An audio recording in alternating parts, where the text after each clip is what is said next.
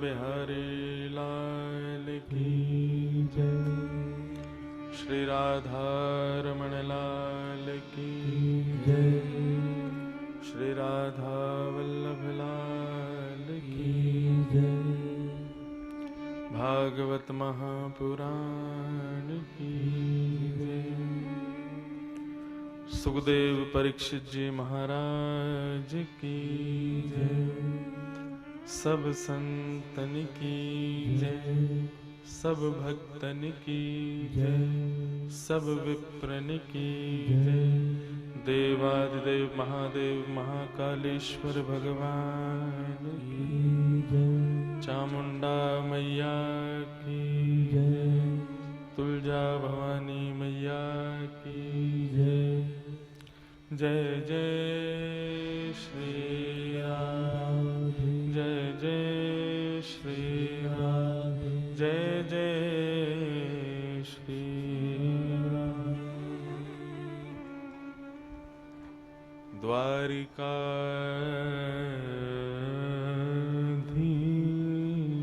की जय।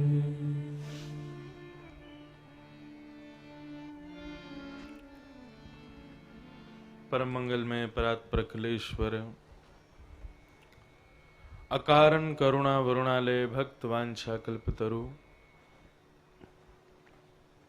तड़िद्युत विनिंदित पीतांबरधारी श्री बाल कृष्ण लाल की शब्दमयी वाणीमयी वांगमयी प्रतिमूर्ति हम आप सबके मध्य में विराजमान श्रीमद् भागवत महापुराण को बारंबार प्रणाम।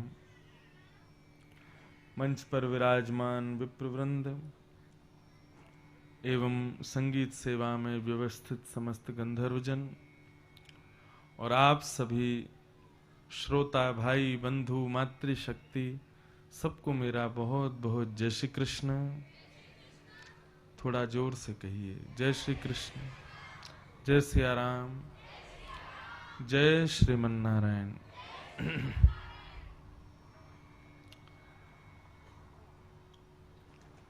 भगवान की महती कृपा के फलस्वरूप मध्य प्रदेश के देवास और यति अपभ्रंश स्वरूप में देखा जाए तो नाम देवास है, परंतु पूर्ण रूप से देखा जाए तो देववास, जहां देव वास करें वो देवास। ऐसे माँ चामुंडा और तुलजा भवानी मैया के छत्र छाया में व्यवस्थित ये देवास, जहां हम आप सब लोग बैठ करके भगवान की वांगमय विग्रह श्रीमद् भागवत के मंगल भाव को श्रवण कर रहे हैं, ये हमारा परम सौभाग्य है। कल बड़े धूमधाम से कृष्ण जन्मोत्सव मनाया गया। आप सब लोगों ने तो व्यास मंच से बधाई को लूटा, पर मुझे बधाई देने के लिए कल चामुंडा माँ ने बुलाया। आप सब लोगों को तो व्यासपीठ से बधाई मिल रही थी, लेकिन व्यास जी को बधाई कौन देगा? तो व्यास जी को बधाई देने के लिए कल यहाँ की अधिष्ठात्री, जिनका ये नगर है, ऐसी तुलजा भवानी मैया और चामुंडा मैया ने कल खूब जोर जोर से बधाई दी दास को। कल इतना सुख मिला दर्शन करके, मानो ऐसा लगा कि एक जैसे कहीं छोटी काशी होती है, कहीं छोटा वृंदावन होता है, ऐसा लगा मानो देवास छोटा वैष्णो देवी धाम है।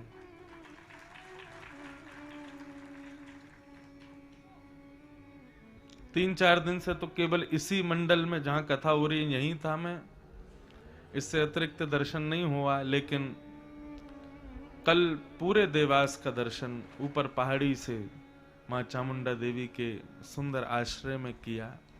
क्या अद्भुत कांति है मां की। देव की प्रतिमा भी, वैसे प्रतिमा कहना नहीं चाहिए, प्रतिमा कहने से अपराध लगता है। देव के स्वरूप को देख करके, देवी के स्वरूप को देख करके भाव तो उमड़ता है, लेकिन कई कई स्वरूप ऐसे होते हैं जहां पर स्थिर हो जाते हैं, जहां से हिलने का मन नहीं करता। कल वही स्थिति हुई मेरी जब मां का दर्शन किया ऊपर जाके। ऐसी अद्भुत कांति, मानो उस कांति ने पकड़ रखा हो कि अभी यहां से जाओ मत, यहीं बैठो, ऐसा भाव लग रहा था। ऐसी अद्भुत कांति से युक्त मां का दर्शन करके कल बहुत सुख मिला। आप सब देवास वाले जो देश यहाँ के निवासी हैं, बड़े सौभाग्यशाली हैं। सब जगह तो एक ही मां का मंदिर होगा या एक ही देव का मंदिर होगा, परंतु देवास में तो दोनों विद्यमान हैं। कृपा पूर्ण रूप से यहाँ कृपा कर रहे हैं। बहुत आनंद मिला, बहुत सुख मिला। अब तो कभी भी कोई पूछेगा कि इन तिथियों में आपकी कथा कहाँ हुई थी, तो मैं ये नहीं कहूंगा देवास में, मैं कहूंगा देवी वास में या देववास में। बहुत सारे नाम हमारे भारतवर्ष में कई स्थानों के ऐसे हैं कि वो समय के आगे आते आते आते उनका अपभ्रंश हो गया। तो कल मुझे यही लगा, जब मैंने वहां देवी का दर्शन किया तो ऐसा ही लगा कि मानो इसका नाम देवीवास ही होगा या देववास होगा। अपभ्रंश होके लोगों ने देवास कर दिया। मैंने कोई साहित्य इतिहास नहीं पढ़ा देवास का, लेकिन कल ऐसा लगा। अद्भुत स्वरूप है मां का। और वो छोटी मां है जो काफी विशाल स्वरूप है जिनका, उनके तो घुटने तक भी नहीं आ रहा था मैं, इतना विशाल स्वरूप। और ऐसे मानो बिल्कुल आकाश से निहार रही हूं, सब पर कृपा करने के लिए। क्या अद्भुत आनंद आया बहुत दर्शन करके। असली दक्षिणा कल मिली कथा की, मां का दर्शन करके।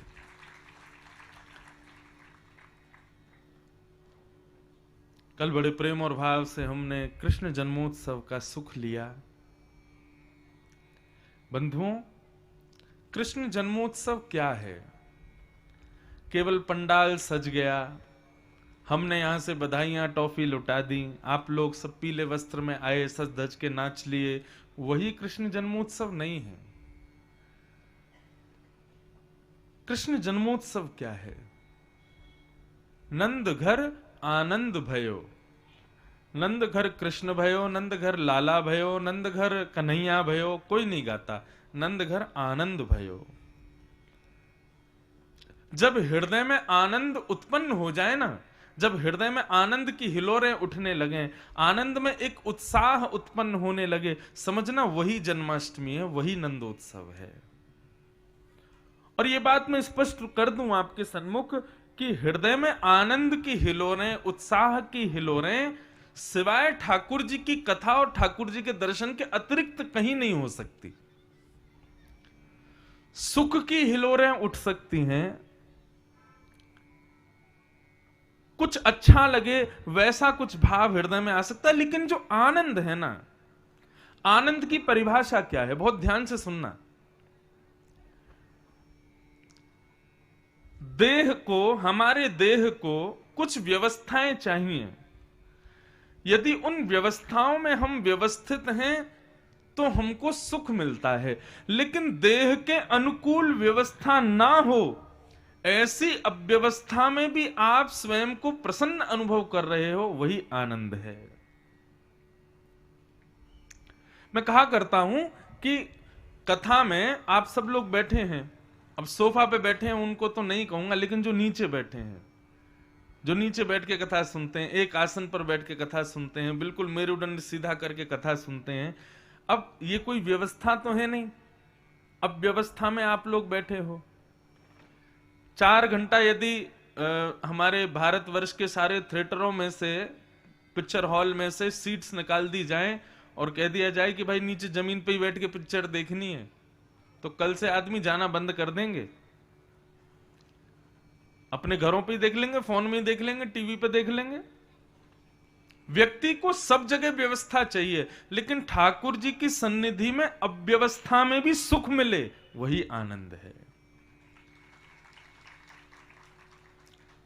जहां पर देह अभिमान नहीं करता कि मुझे कुर्सी चाहिए, या मुझे पीठ लगाने को कोई स्थान चाहिए, या मुझे पंखा चाहिए, मेरे लिए ऐसा व्यवस्थित स्थान होना चाहिए, जहां जगह मिले, चाहे इतनी सी भी जगह हो, वहां पर भी बैठ करके केवल आप कनेक्टेड हो जाओ व्यासपीठ से, और एक सुंदर दिव्य मुस्कान चेहरे पर हो, हृदय में एक अद्भुत शांति का अनुभव हो रहा हो, दोनों कानों से आप श्रवण कर रहे हो, मन में प्रसन्नता उत्पन्न हो रही हो, ये सब अव्यवस्था में भी प्रसन्नता का जो प्रतीक है, इसी को आनंद कहते हैं।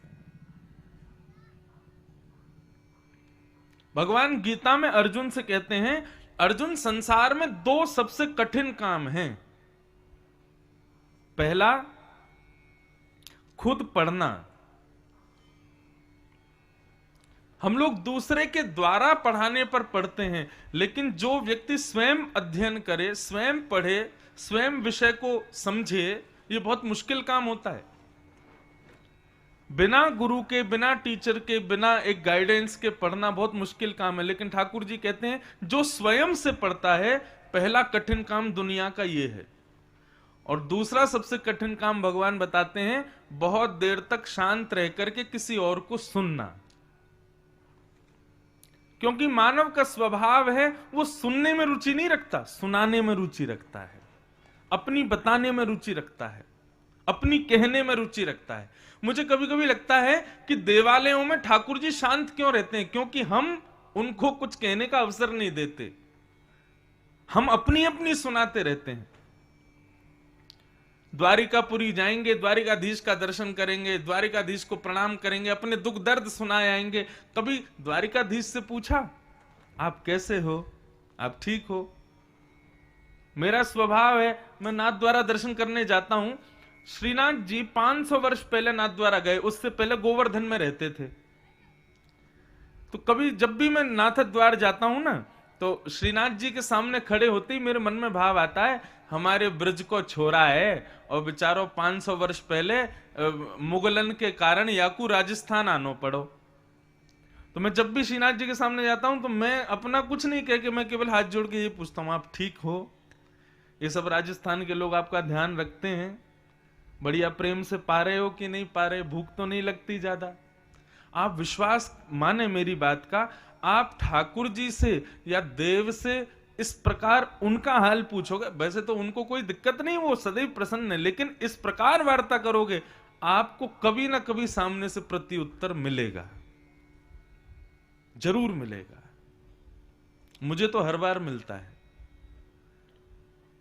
अगली बार वृंदावन आओ तो वृंदावन बिहारी जी से अपना मत बताना, हे बिहारी जी हमारा सब मंगल करो, हे बिहारी जी देवास में सब ठीक हो जाए, हमारे दुकान सब सही चले, ये सब कृपा करो बिहारी जी, ये सब ना कह के केवल बिहारी जी के सन्मुख जाना, हाथ जोड़ के बस पूछना, बिहारी जी आप ठीक हो, आप आनंद में हो, आप प्रसन्न हो, बस आप राजी रहो, आप प्रसन्न रहो।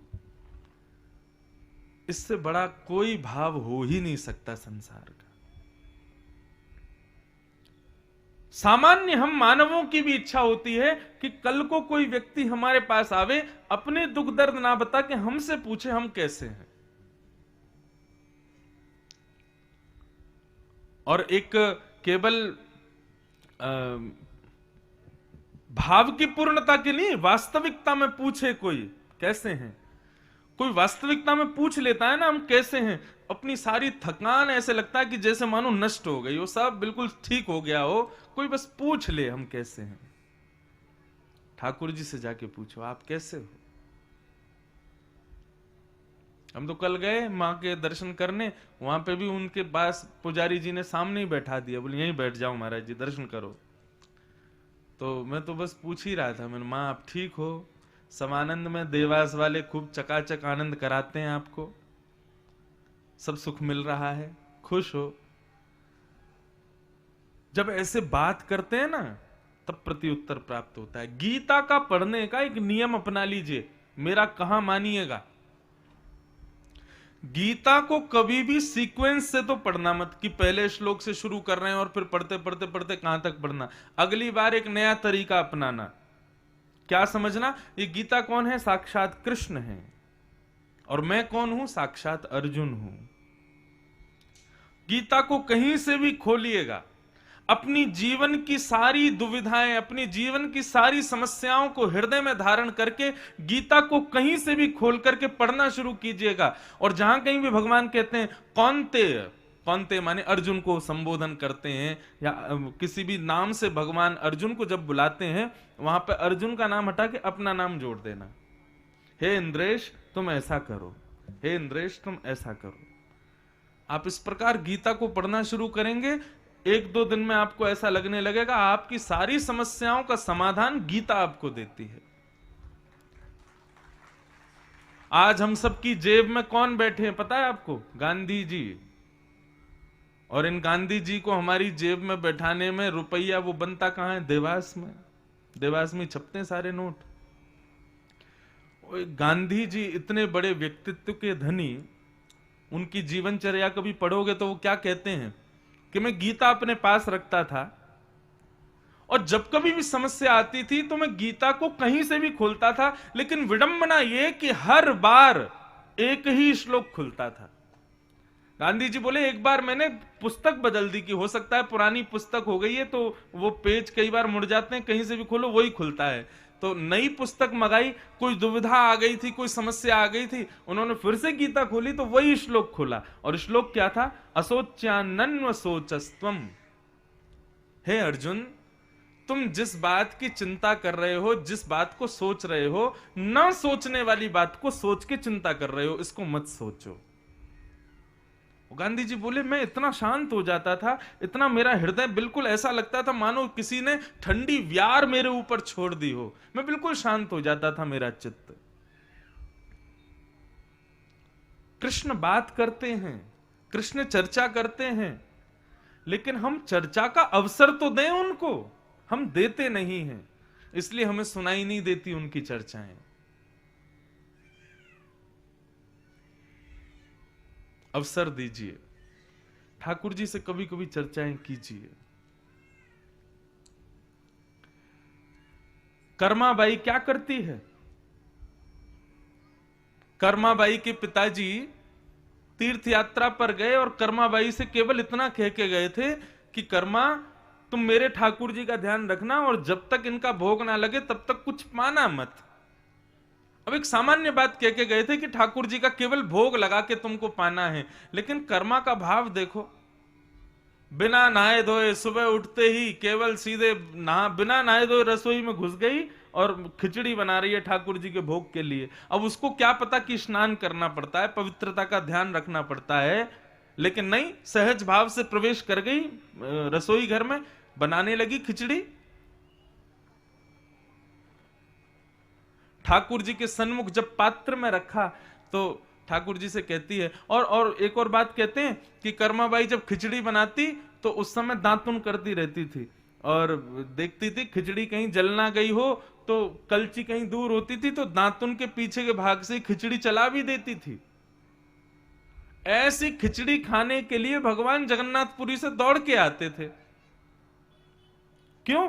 क्योंकि कर्मा का स्वभाव, कर्मा का निर्मल हृदय, कर्मा का वो भाव ठाकुर जी को अवसर देता था बोलने का, आने का। हम अवसर देते नहीं हैं। एक बात मेरी स्पष्ट रूप से जान लीजिएगा, ठाकुर जी को सबसे ज्यादा अप्रिय कौन है? जो बहुत बुद्धिमान और बहुत चतुराई दिखाते हैं ना, ठाकुर जी को सबसे ज्यादा बुरे लगते हैं वो। जो सरल रहे, जो सहज रहे, निर्मल मन जन सो मोह पावा, मोह कपट छल छिद्र ना भावा।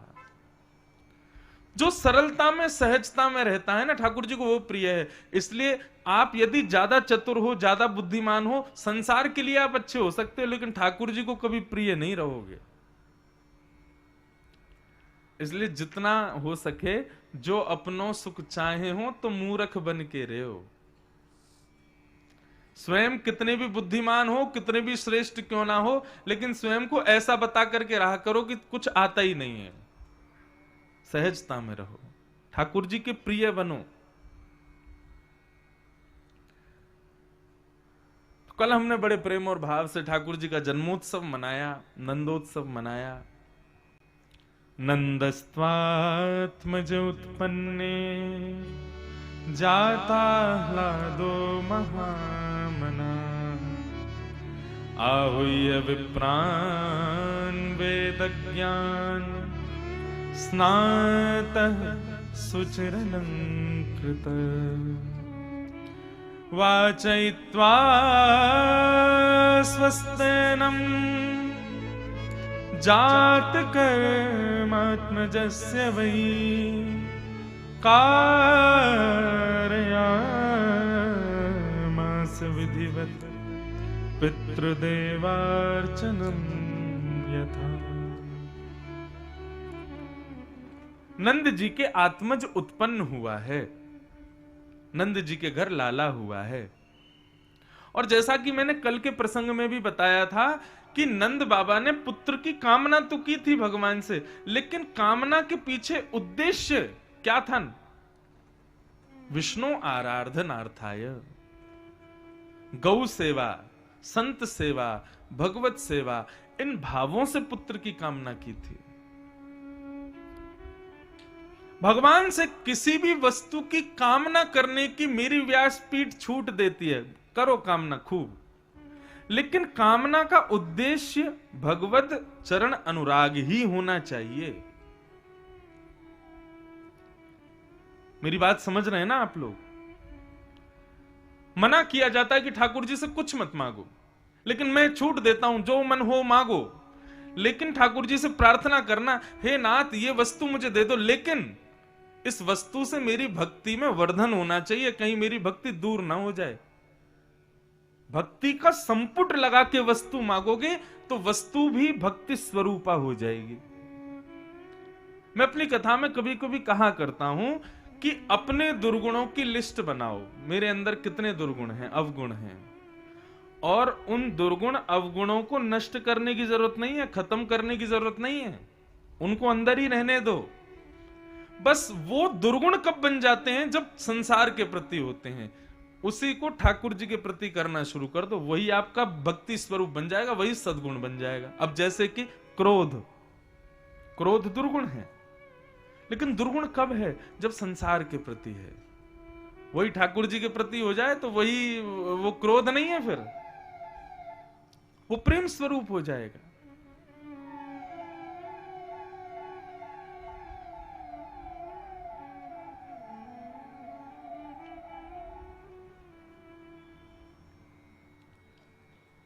क्रोध है, मोह है, लोभ है, ईर्ष्या है, द्वेष है, ये हमारे भीतर जितने भी दुर्गुण हैं, मैं कितने भक्तों की कथा जानता हूं जिन्होंने अपने दुर्गुण से ठाकुर जी को प्रकट कर दिया, लेकिन उसको दुर्गुण नहीं कहा जाएगा। दुर्गुण वो कब बनता है? जब संसार के प्रति होता है। वही नाथ के प्रति हो जाए, भक्ति बन जाता है।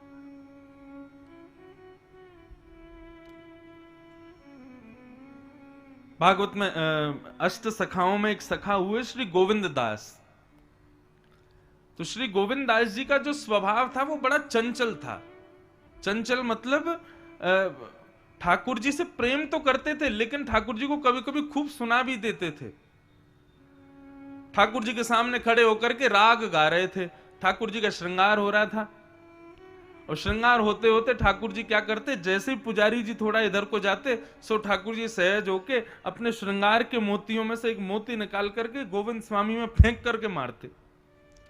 अब गोविंद स्वामी के सिर पर आकर के लगता, गोविंद स्वामी फिर से वही मोती उठाते, वो ठाकुर जी में फेंक के मार देते। ऐसा अनुराग उनका ठाकुर जी के प्रति। ठाकुर जी प्रसन्न रहते थे उससे। वास्तविकता यही है बंधुओं कि अपने व्यक्ति के अंदर दुर्गुण कुछ नहीं होता। दुर्गुण कब बन जाता है? जब वो संसार के प्रति होता है। वही ठाकुर जी के प्रति हो जाए, वही सद्गुण बन जाएगा। अब काम को दुर्गुण बताया गया, परंतु काम राक्षस नहीं है, काम देव है। पर वो देव कब बनता है? जब ठाकुर जी के प्रति हो। जैसे गोपियों का था, जैसे मीराबाई का था, जैसे सक्कू बाई का था।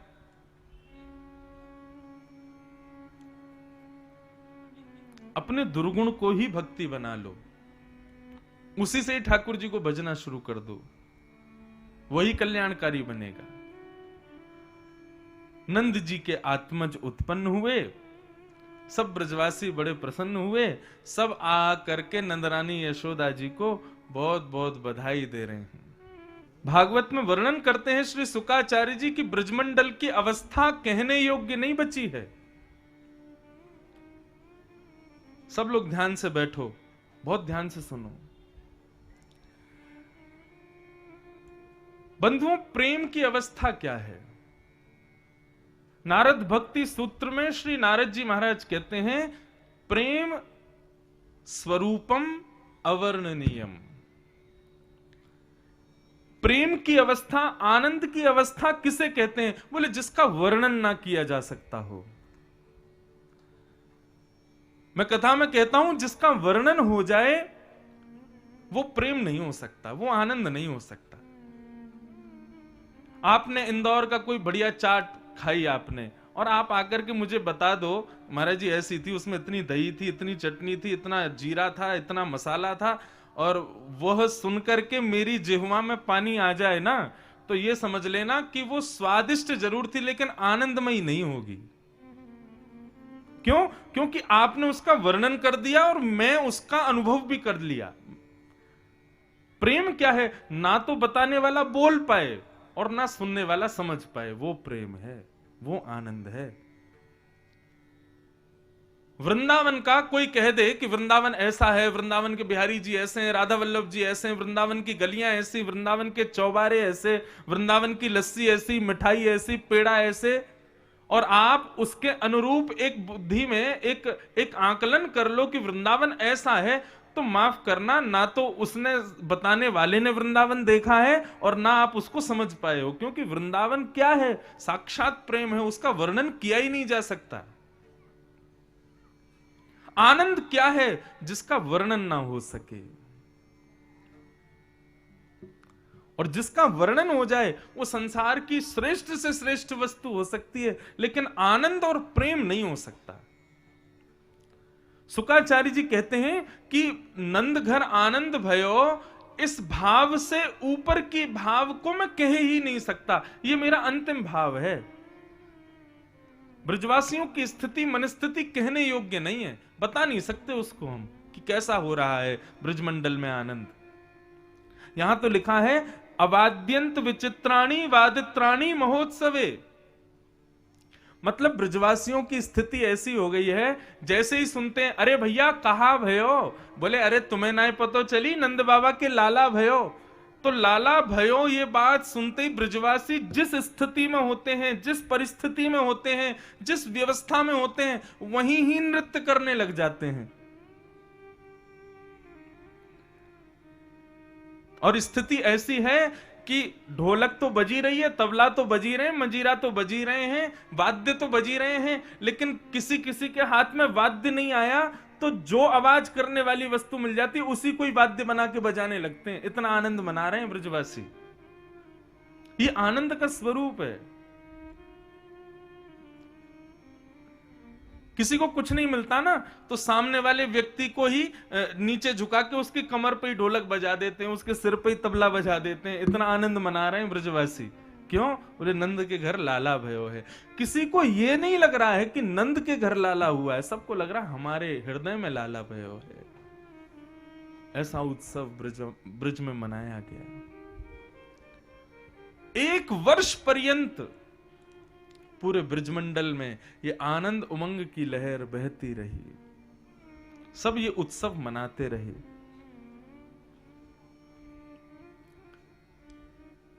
इसलिए मैं बार बार कहता हूं, हृदय में उत्साह का उत्पन्न होना ही कृष्ण का उत्पन्न होना है। हृदय में प्रेम का उत्पन्न होना ही कृष्ण का उत्पन्न होना है। आप माला तो करते हो, आप नियम तो पूरे करते हो, तिलक तो लगाते हो, सब परंपराओं का निर्वहन तो करते हो, लेकिन हृदय में प्रेम उत्पन्न नहीं है, उत्साह उत्पन्न नहीं है, भाव उत्पन्न नहीं है, तो आपके द्वारा किए गई क्रिया केवल एक क्रिया मात्र है।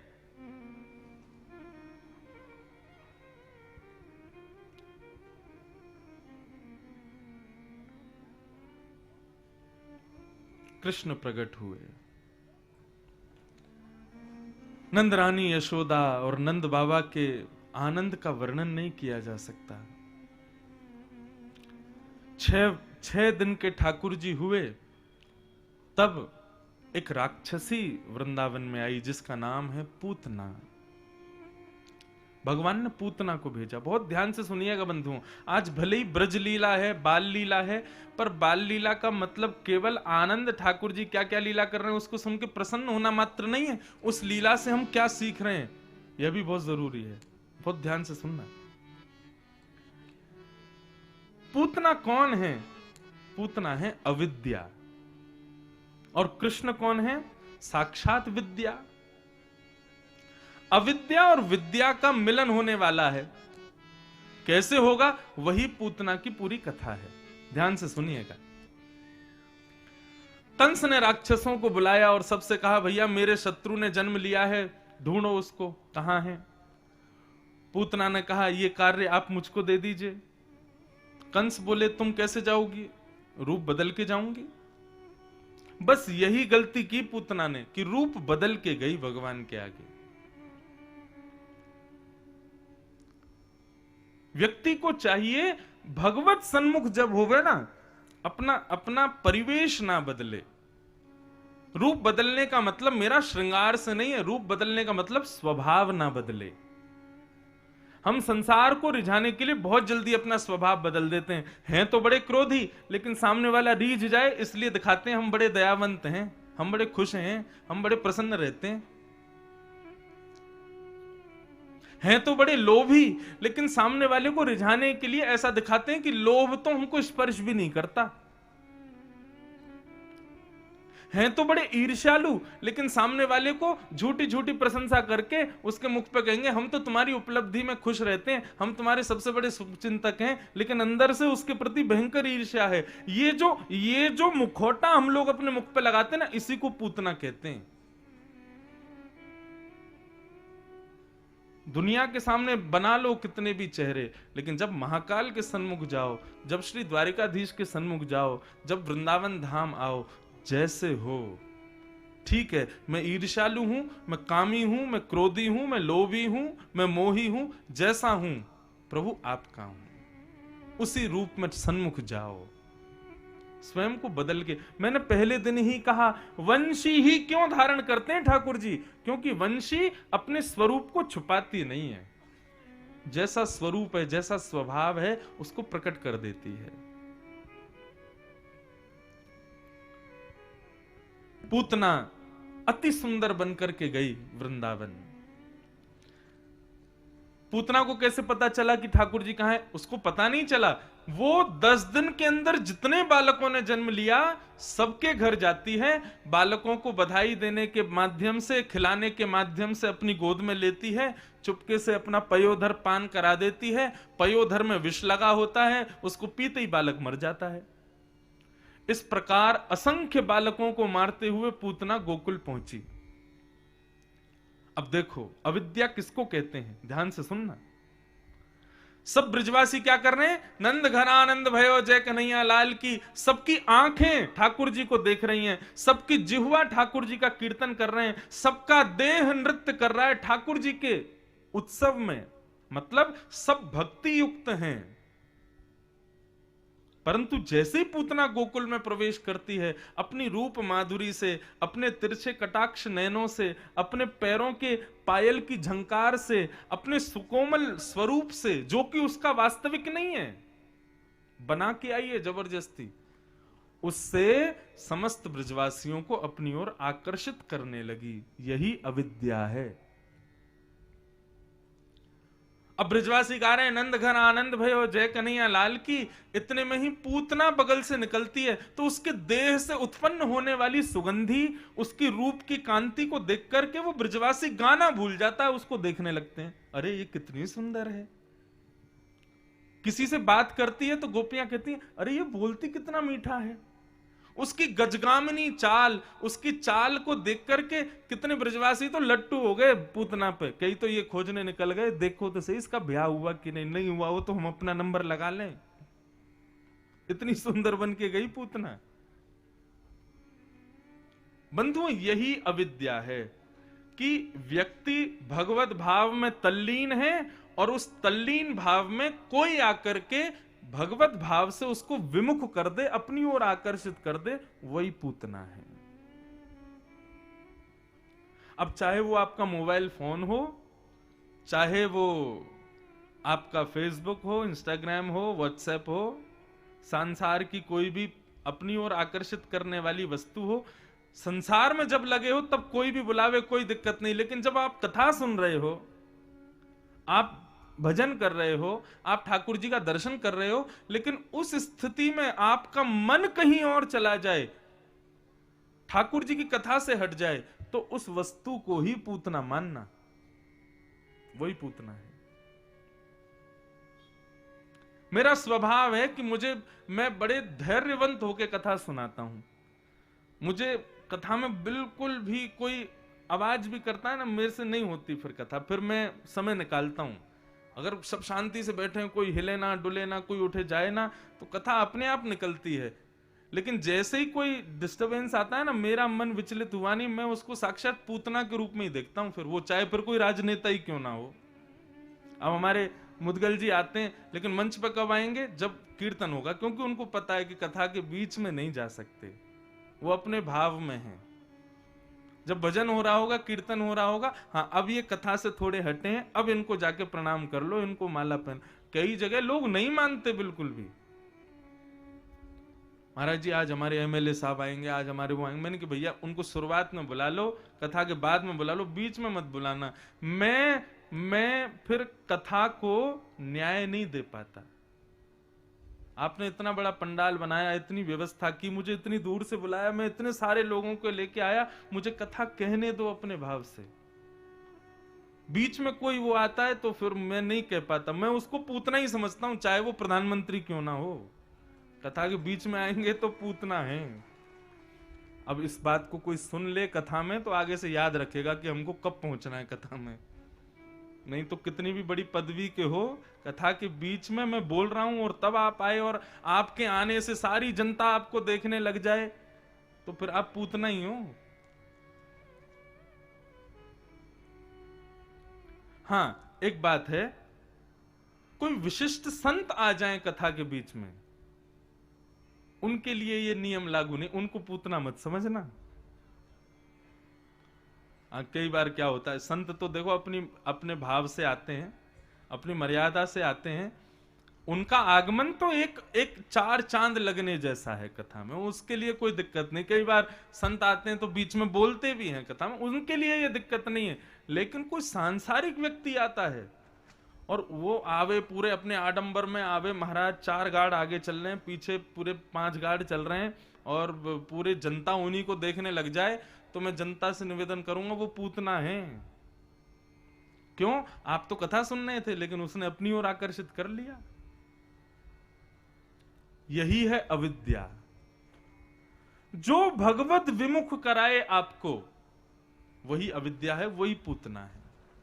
ठाकुर जी ने ब्रज में जन्म लेते ही सबसे पहले किसको मारा? पूतना को मारा, मतलब अविद्या को मारा। जो मुझसे भक्तों को विमुख करे, मैं उसको नष्ट करूंगा।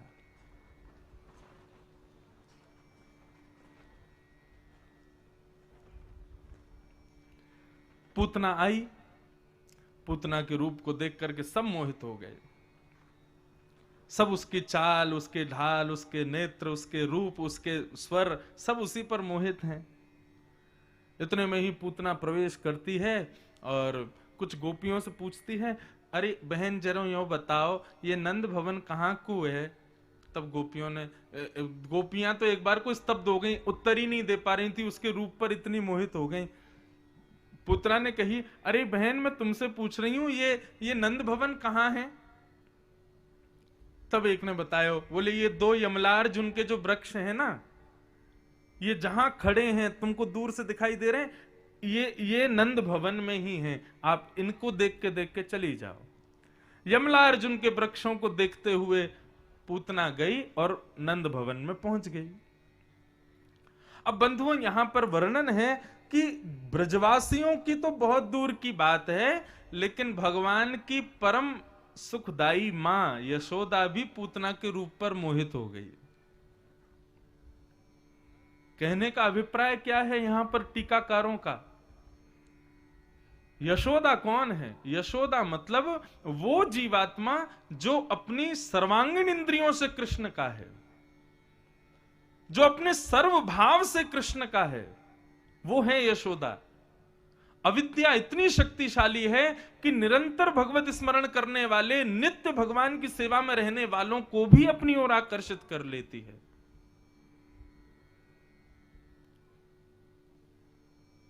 इसके आकर्षण से बचा नहीं जा सकता। एक ही उपाय किया जा सकता है, क्या?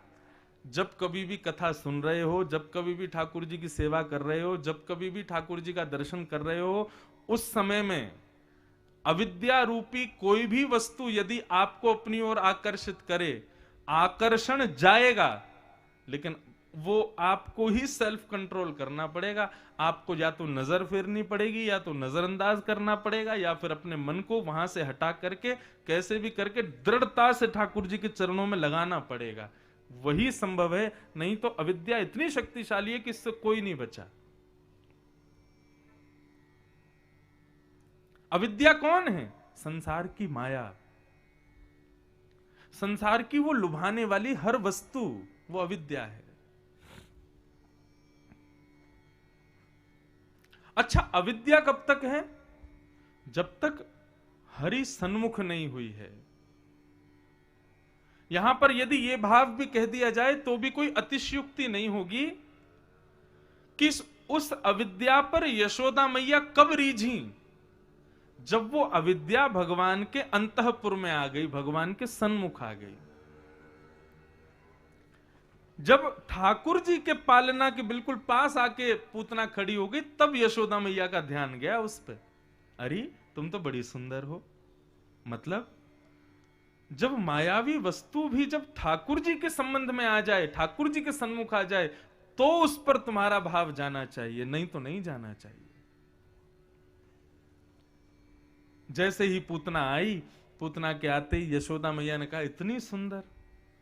अरे विधाता, यदि इस पूतना की भी कोई बालिका होगी ना, तो इस सुंदरी की भी कोई बालिका होगी भी ना, तो मैं अपने लाला को वही से ब्याह करा दूंगी। क्यों? मैया इतनी सुंदर है तो बालिका कितनी सुंदर होगी।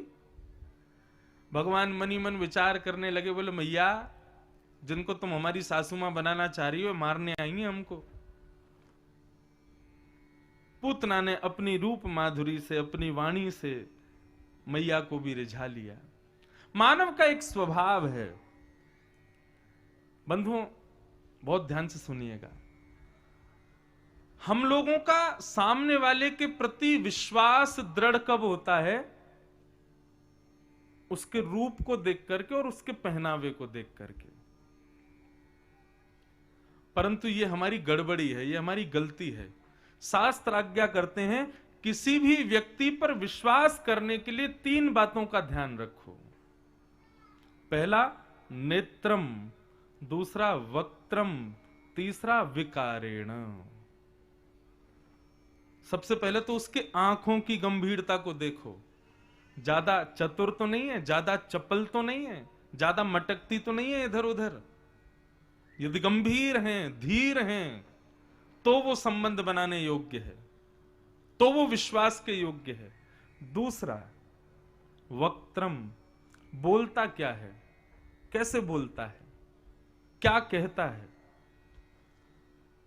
व्यक्ति की ये 3 पहचान है। पहले तो उसके नेत्र, दूसरी उसके शब्द, उसकी वाणी, और तीसरा उसका उठना बैठना, चलना फिरना, उसका विकार शरीर का। ये 3 ही वस्तु हैं जिन पर देख करके सामने वाले पर विश्वास करना चाहिए, ना कि उसके पहनावे से, ना कि उसकी सुंदरता पर। यदि 3 उसके कुशल हैं, अब देखो इतना विवेक तो भगवान ही दे सकते हैं कि आप सामने वाले के नेत्र को पहचान जाओ, आप सामने वाले के वाणी को पहचान जाओ, उसके विकार को पहचान जाओ। इन 3 चीजों पर विशेष गंभीरता से ध्यान देना चाहिए। पता चल जाए कि नेत्र बहुत चतुर हैं, चपल हैं, बहुत मटकते हैं, इधर उधर घूमते रहते हैं, तो समझ जाना कि ये जो है विश्वास का पात्र नहीं है। नेत्र धीर हैं, गंभीर हैं, स्थिर हैं, तो समझो इसका हृदय भी स्थिर है। दूसरा, वाणी, बहुत कम बोलता है, लेकिन जब बोलता है तो अच्छा बोलता है, मधुर बोलता है, प्रिय बोलता है, समझो विश्वास के योग्य है। अच्छा, बोलना भी एक कला है। कई लोग इतने होते हैं, वाक पटुता बहुत होती है उनमें। वाक पटुता समझते हैं? वो अपनी अपनी अपनी लच्छेदार वाणी से ही रिझा लेते हैं सामने वाले। इससे भी बचना है। ये ज्यादा वाक पटुता वाले जो होते हैं ना, हर बात का जिनके पास उत्तर होता है, हर बात का जिनके पास में जो है लटके झटके वाले बातों से जो सबके उत्तर देते रहते हैं, ऐसे भी बड़े चतुर लोग होते हैं। यदि यहां कोई बैठा हो तो क्षमा करना।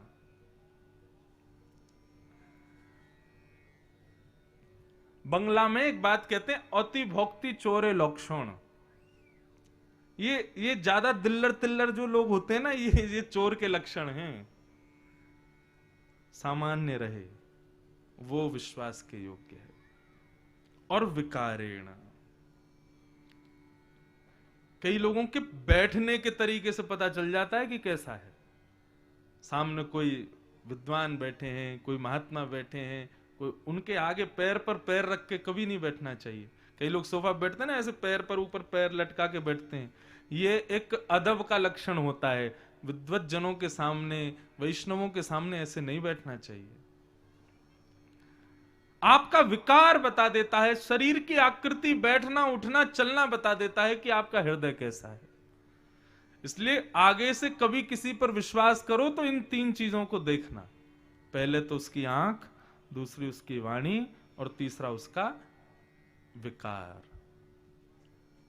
परंतु मानव का एक स्वभाव है कि वो इन सब पर ना जाकर के केवल वस्त्र और रूप, इन पर मोहित होता है।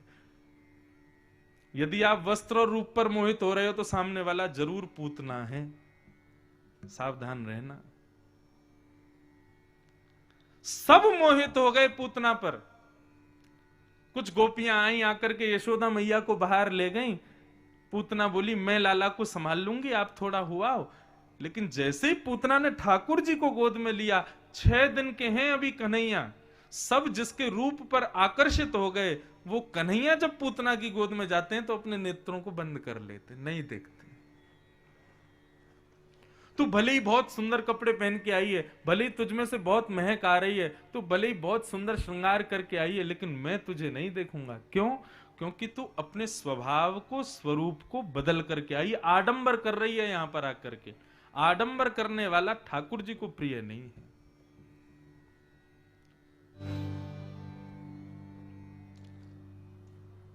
कभी कभी मन में भाव आता है, हम इतने उपाय करते हैं ठाकुर जी की प्राप्ति के लिए, किनसे पूछ करके करते हैं? गुरुजनों से पूछते हैं, भगवत जनों से पूछते हैं, संतों से पूछते हैं, विद्वानों से पूछते हैं। कभी कभी मन में भाव आता है, अपने ठाकुर जी से ही क्यों नहीं पूछते हम कि हम कैसे पाएं आपको, हम कैसे मिलें आपसे। और फिर जो संकेत मिले ना, उसी को स्वीकार करना। वो हमारे हैं, हमारे लिए हमारे पास आए हैं, वे जानते हैं कि हमें कैसे प्राप्त करना है उन्हें। पूतना ने भगवान को गोद में लिया, भगवान ने पूतना को नहीं देखा। मुझे पूतना के प्रसंग में सबसे बड़ी बात यह लगती है कि पूतना से बड़ा अभागा कोई नहीं है, और पूतना से बड़ा सौभाग्यशाली भी कोई नहीं है। अभागा इसलिए कोई नहीं है, पूतना इतना श्रृंगार करके गई, लेकिन ठाकुर जी ने उसको नहीं देखा, ये उसका अभाग्य था। अच्छा, एक और बात कहूं, पूतना ने यदि श्रृंगार ठाकुर जी से मिलने के लिए किया होता तो ठाकुर जी देखते। उसने श्रृंगार ठाकुर जी को मिलने के लिए थोड़ी किया था, उसने तो सब जगह विश्वास प्रकट करने के लिए, ताकि मुझे कोई रोके ना, सबके लिए श्रृंगार किया था, इसलिए ठाकुर जी ने नहीं देखा। तो एक नई बात यह समझ में आई, श्रृंगार हो, स्वभाव हो, यदि समाज के लिए है तो ठाकुर जी नहीं देखेंगे, लेकिन वही श्रृंगार स्वभाव यदि ठाकुर जी की प्रसन्नता के लिए हो तो ठाकुर जी देखते हैं। जैसे कि मीराबाई का पद है, जिन भेषा मारो सांवरो रीझे, मैं सो ही भेष धरूंगी, बाला मैं बैरागण होंगी। यहां राजकीय वस्त्र रखे हैं, लाखों के गहने रखे हैं, लेकिन मीराबाई उसको ग्रहण नहीं करती। एक करताल बजाता हुआ साधु जा रहा है, उससे पूछती है कि करताल क्यों बजा रहे हो, पीले वस्त्र क्यों पहने हैं, ये उर्धपुंड त्रिपुंड क्यों लगाया। उस साधु ने कहा कि ये इन वस्त्रों को जैसे एक पतिव्रता नारी सिंदूर लगाती है, गले में माला, गले में मंगलसूत्र पहनती है, सुंदर साड़ी पहनती है ताकि मेरा पति रीझे, ऐसे ही ये श्रृंगार जो करता है उससे श्याम सुंदर रीझ जाते हैं। उसी दिन मीराबाई सब त्याग देती है और वैरागी भेष धारण कर लेती है। क्यों? जिन भेषा मारो सांवरो रीझे। हनुमान जी श्री सीता जी से पूछते हैं, मां आप अपने मांग में सिंदूर क्यों लगाती हो? तो सीता जी कहती हैं कि इससे तुम्हारे रघुनाथ जी खुश हो जाते हैं, प्रसन्न हो जाते हैं, ये उनके सौभाग्य का दर्शन है कि मैं उनकी हूं, इसलिए मैं सिंदूर लगाती हूं। हनुमान जी इसलिए अपने पूरे अंग पे ही सिंदूर लगा लेते हैं। जिन भेषा मारो सांवरो रीझे, जिन भेषा मारो राघव रीझे, मैं सो ही भेष धरूंगी।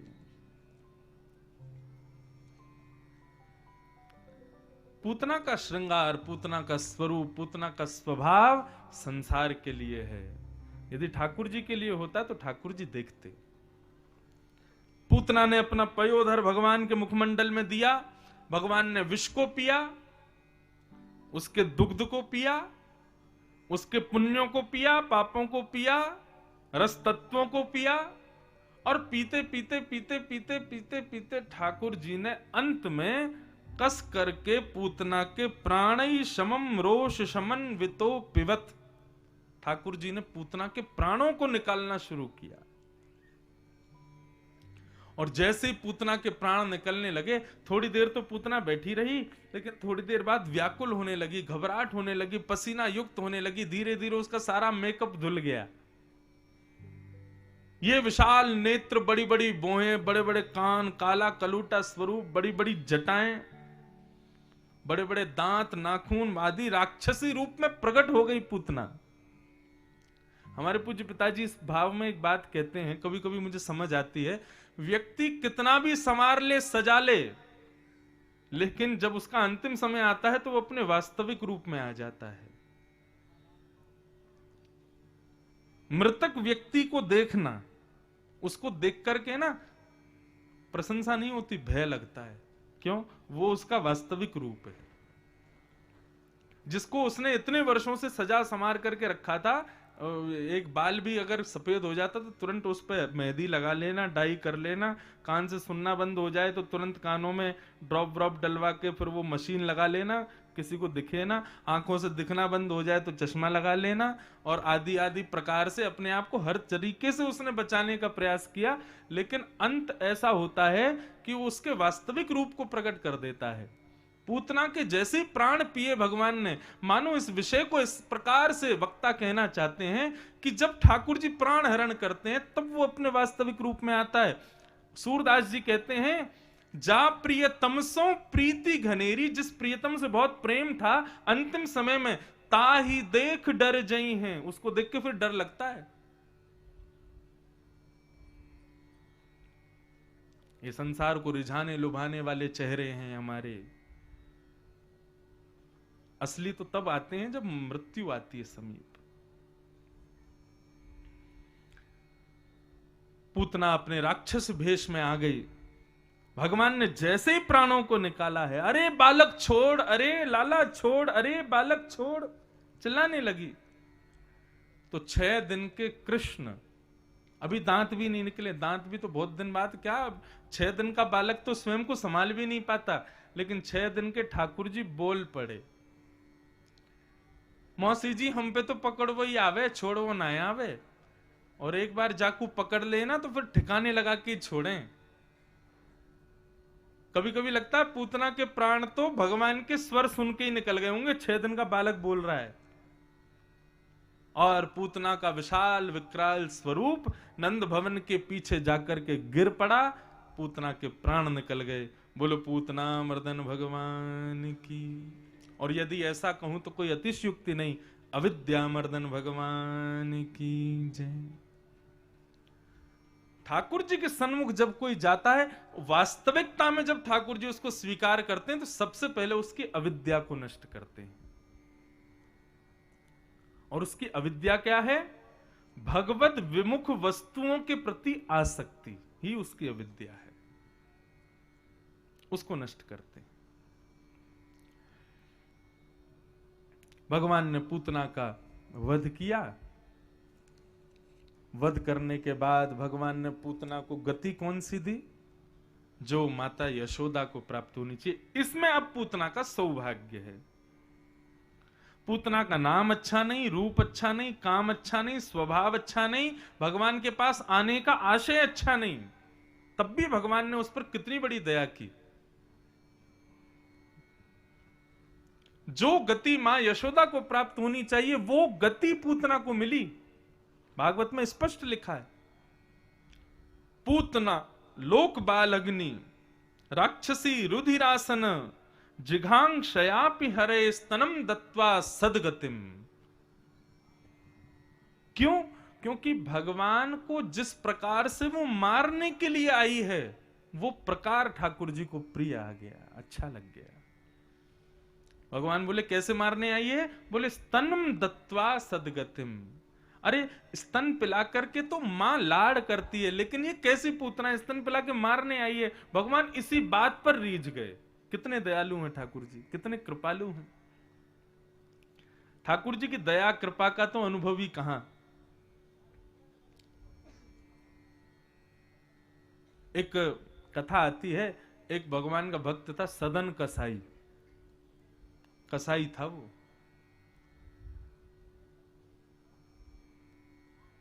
मांस काटता था और काट करके लोगों को बेचता था।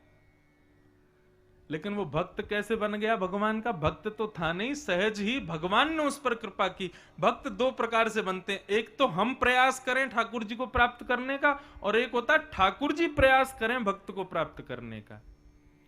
हम जब भगवत प्रयास करते हैं भगवान को पाने का, उसे कहते हैं रस, और जब ठाकुर जी प्रयास करते हैं भक्त को पाने का, उसको कहते हैं रास, जो हम कल सुनेंगे। तो सदन कसाई की कथा ऐसी थी कि वो मांस बेचता था, तो तराजू तोलता था, तो तराजू में एक तरफ भार रखते हैं ना, उस भार के स्थान पर सदन कसाई कहीं से बीन करके ला रहा था कुछ पत्थर, तो कहीं किसी के शालिग्राम जी मिल गए उसको पड़े हुए। अब वो तो जानता नहीं है शालिग्राम जी क्या होते हैं, उसने तो वो एक भार समझ के उठा लिया और तराजू में एक तरफ शालिग्राम जी को रखता, दूसरी तरफ मांस को रखता, तोल करके लोगों को बेचता था। एक बार एक महात्मा जा रहे थे, तो महात्मा सदैव जो है वो कसाई के दुकान से ऐसे निकलते थे देखना ना पड़ जाए। लेकिन एक दिन उनके संग में एक सेवक था, उसने देख लिया। उसने देख करके महात्मा को बताया, बोले महात्मा जी आप, हमको ऐसा लगता है कि ये सदन कसाई की जो दुकान है ना, बोले हाँ बड़ी दुर्गंध आती है, मैं तो देखता भी नहीं। बोले नहीं महाराज जी कल देखना आप, वो तराजू जो तोलता है ना, मुझे लगता है दूसरी तरफ जो वो भार के रूप में रखता है वो साधारण पत्थर नहीं है, शालिग्राम जी हैं। महात्मा बोले सही में? बोले हाँ, शालिग्राम की पहचान है। पहली बात, शालिग्राम पूर्ण चिकने नहीं होते, जैसे कईयों के घरों में मैंने देखा है बिल्कुल ऐसी शाइन मारती है उनमें से, वो नकली हैं, वो लोगों ने पेंट वेंट लगा के दे दिया आपको। शालिग्राम जो है ना, उनकी कांति कृष्ण है, वो चमकते नहीं है। इत्र लगाओ उसके बाद में थोड़ी चमकाहट आती है, लेकिन थोड़ी देर में वो इत्र भी सूख जाता है। शालिग्राम जो है उनमें कोई ना कोई दैवी चिन्ह जरूर होता है। गंडकी नदी में रहते हैं तो वहां एक भाव से उनमें कोई ना कोई आकृति बन जाती है, कोई ना कोई आकार उनमें होता है, वो स्पष्ट गोल बिल्कुल पत्थर जैसे नहीं होते। महात्मा निकले, सदन कसाई के बगल से निकलने लगे, तभी देखा तो एक नजर मार करके देखा तो वास्तव में तराजू के एक पटले पर जो रखा था वो शालिग्राम जी थे। सदन कसाई की दुकान पे महात्मा पहुंच गए, मुंह पे हाथ रख के बोले तुमने क्या कर रखा है? बोले क्या कर दिया महाराज, प्रणाम करूं चरणों में दंडवत, आप मेरी दुकान पे आ गए, मैं तो अब धन्य हो गया। आप जैसे संत मेरी दुकान पे कहां आते हैं?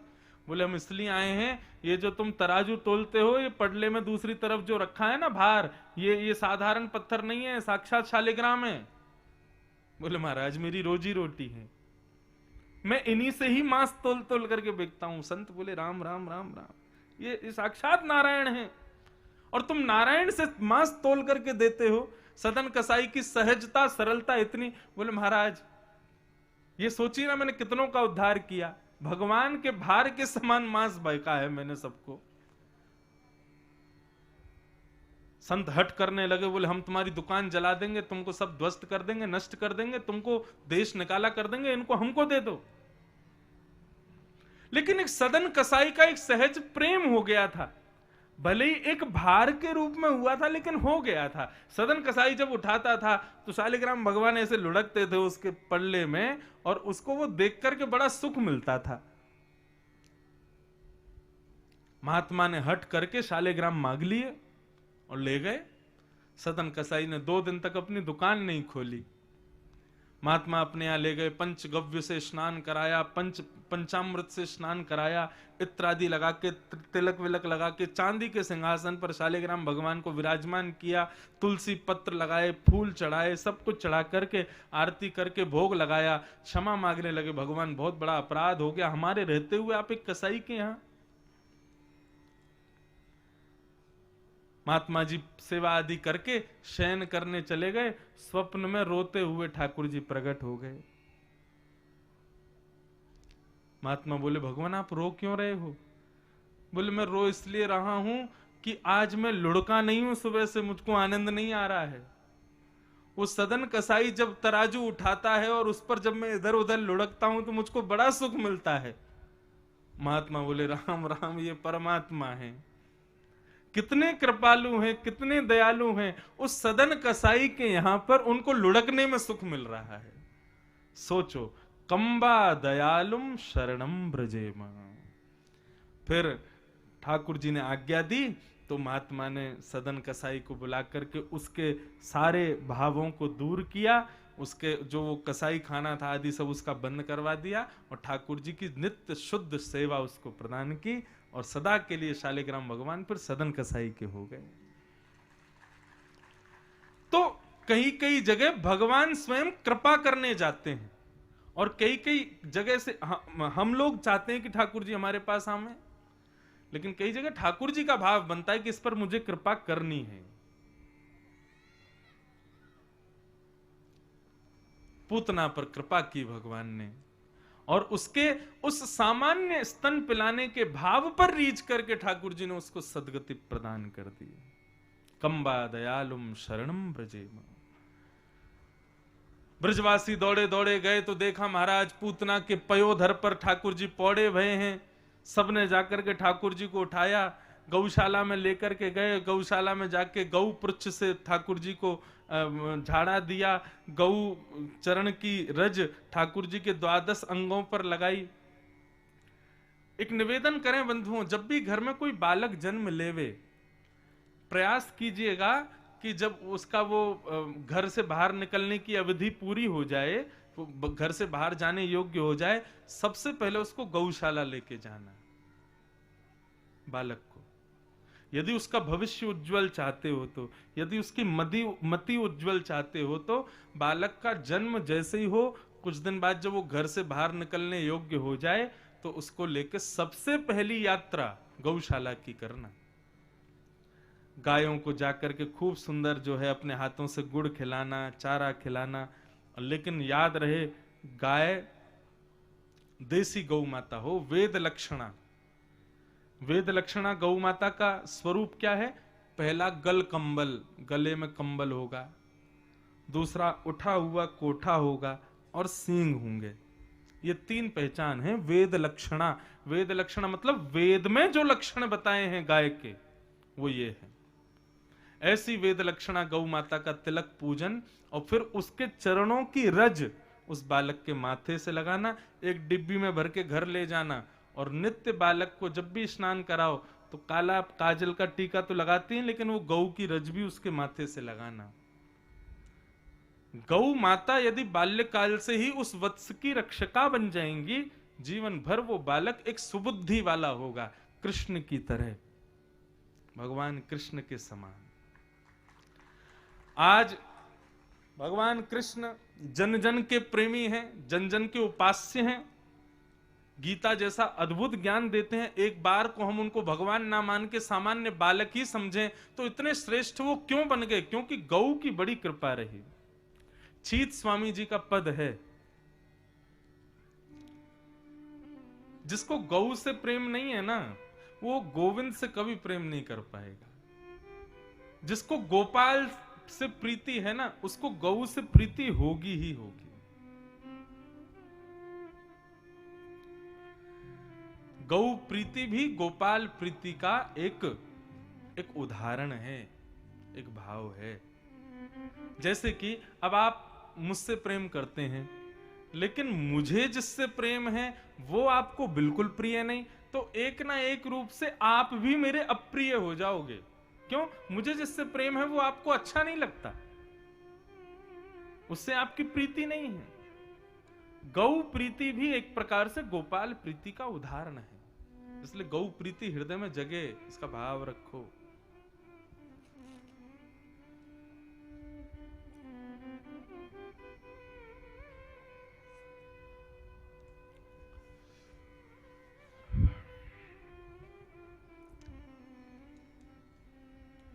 जब कोई कीर्तन हुआ करे तब दे दिया करो।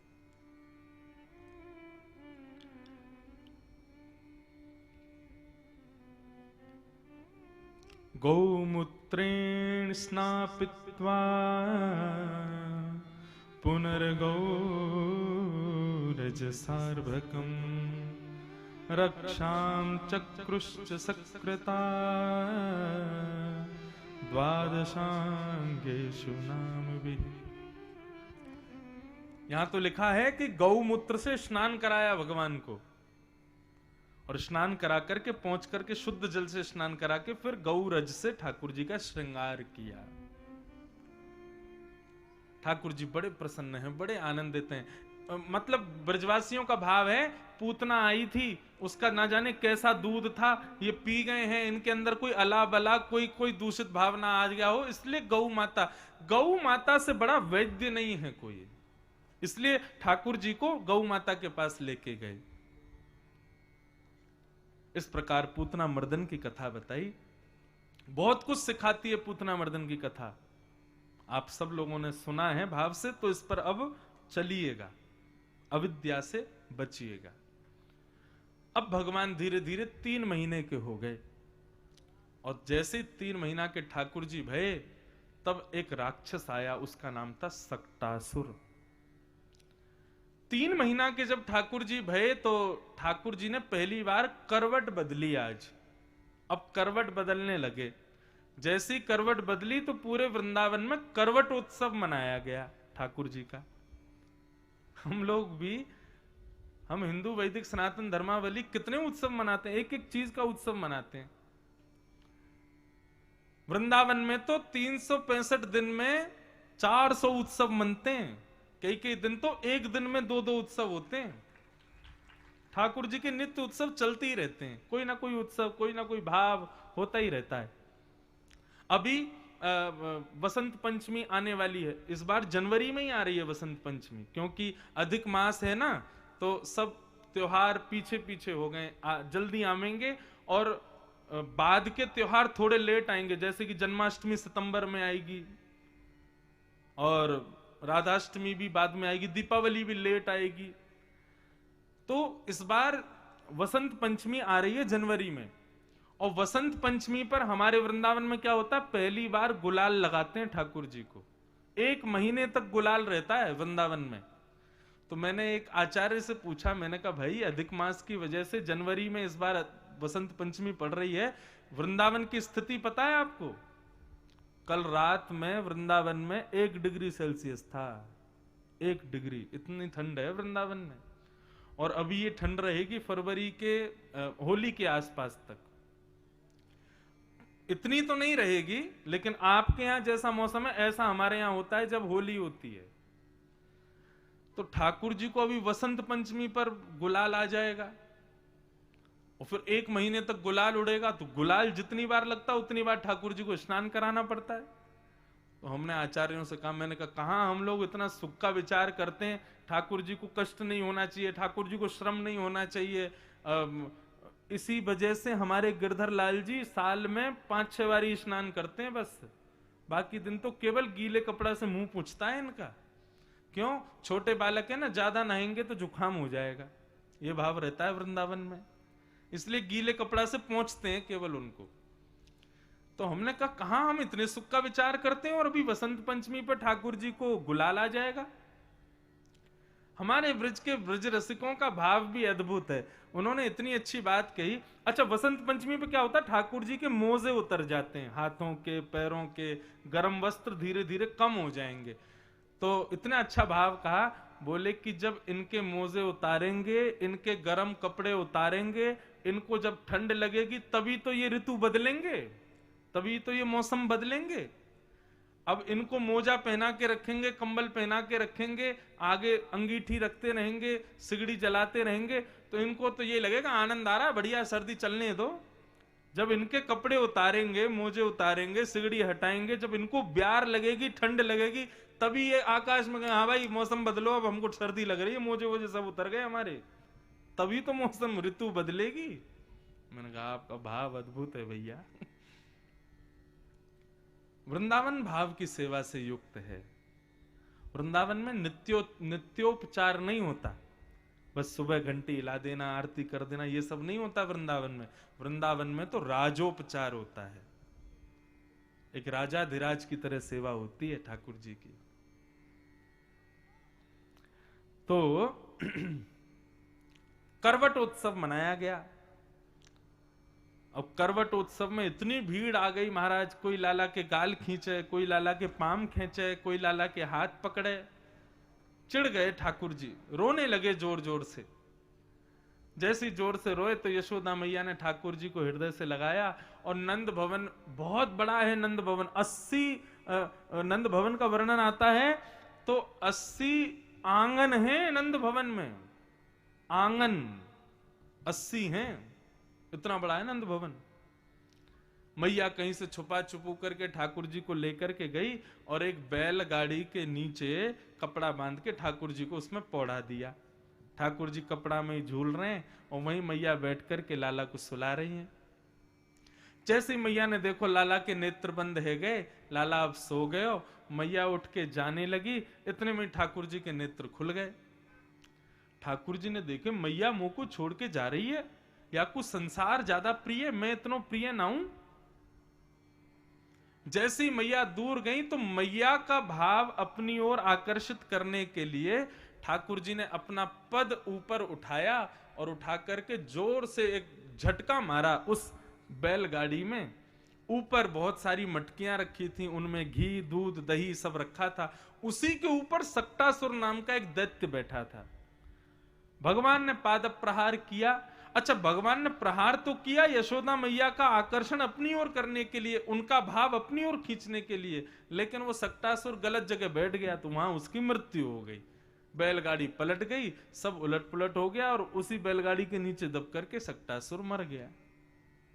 अब एक बात कहें, हमारे ठाकुर जी अटेंशन सीकर हैं।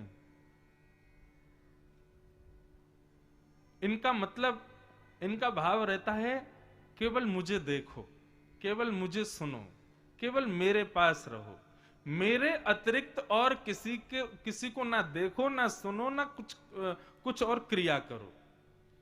तुमको जीवन में अपने जो कुछ भी करना है मुझसे संबंध बनवा करके करो, तब तो ये राजी हैं।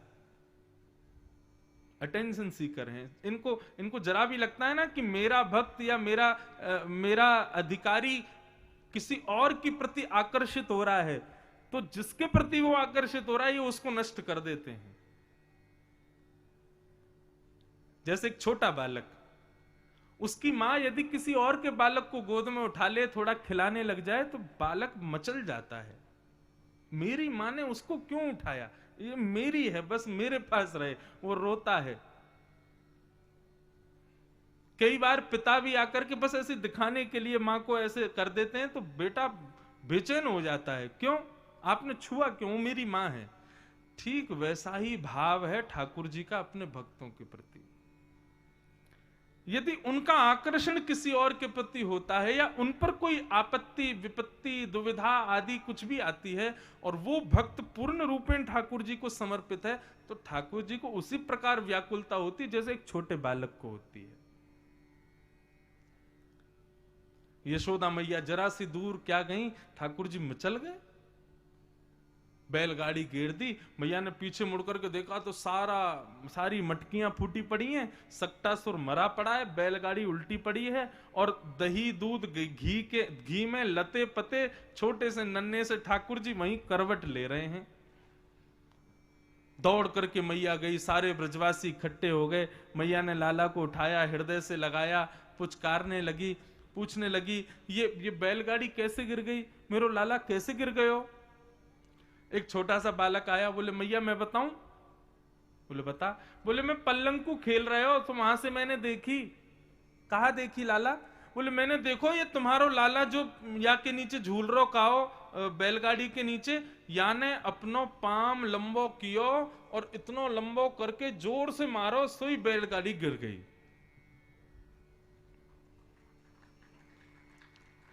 मैया ने कही चल झूठे बात बनावे, नेक सो मेरो लाला नेक से या के पाम और यूं कह रहा यूं लंबे करके और जो है का याने बैलगाड़ी गिर दी।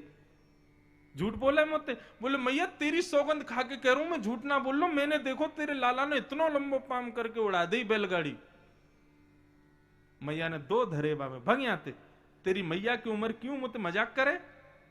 अरे मैया मजाक नहीं कर रहा हूं, सही में तेरे लाला ने बैलगाड़ी गिरी। शुक्राचार्य जी बड़े प्रसन्न होते हैं इस विषय को कहने में और परीक्षित जी से कहते हैं, परीक्षित अप्रेमयम बलम तस्य बालकस्य न ते विदु। ठाकुर जी को ब्रज क्यों प्रिय है? क्योंकि यहां पर ठाकुर जी की प्रभुता को स्वीकार नहीं किया जाता, भगवान के प्रभुत्व को भी यहां पर नजरअंदाज कर दिया जाता है, इसलिए ठाकुर जी को वो प्रिय है। बोले बालक सच ही बोल रहा है, बालक सच बोल रहे हैं, लेकिन मां का जो ममत्व है ना ठाकुर जी के प्रति, वो स्वीकार नहीं कर रहा कि मेरा बेटा ऐसा कर सकता है। परीक्षित भगवान को ब्रज इसलिए प्रिय है क्योंकि यहां पर प्रभुता स्वीकार नहीं। बंधुओं, प्रेम क्या है? प्रेम में प्रेमी के अद्भुतताओं को स्वीकार नहीं किया जाता है, क्योंकि प्रभुता और अद्भुतता जो हैं ये मानव निर्माण करता है, होती नहीं उसके पास। और जिसका निर्माण किया गया, सृजन किया गया, जिसको बनाया गया है, वो प्रेम में स्वीकार्य नहीं होता। प्रेम में तो वास्तविकता स्वीकार होती है। जिस प्रेम में उसकी प्रभुता की वजह से आकर्षण है, वो प्रेम प्रेम नहीं है, वो प्रेम उचित नहीं है। जहां पर प्रेमी के धन को देख करके, प्रेमी के रूप को देख करके, प्रेमी के वैभव को देख करके आकर्षण हो जाए, वो प्रेम प्रेम थोड़ी है। प्रेम में प्रभुता नहीं, प्रेम में स्वभाव स्वीकार्य होता है। और ब्रजवासियों से इसीलिए ठाकुर जी को प्रेम है क्योंकि द्वारिकावासी द्वारिकाधीश को भजते हैं, जो शंख चक्र गदा पद्मधारी मतलब प्रभु हैं। मथुरा वाले मथुराधीश को भजते हैं, जो साक्षात देवकी नंदन है, साक्षात वसुदेव नंदन है, जिन्होंने जन्म नहीं लिया है, जो एक तेज के माध्यम से पधारे, मतलब भगवान के रूप में। लेकिन ब्रजवासी, ब्रज में द्वारिकाधीश बोलने अपराध है, ब्रज में मथुराधीश बोलना अपराध है। ब्रज में गोपाल, कन्हैया, कान्हा, नंद नंदन, यशोदा नंदन, गोपी जन चंदन, ये सब कौन है? जहां पर प्रभुताएं नष्ट हो जाती हैं, जहां सामान्य ठाकुर जी हैं। इसलिए ब्रज ठाकुर जी को अति प्रिय है, क्योंकि ब्रजवासी स्वच्छंद प्रेम करते हैं ठाकुर जी से।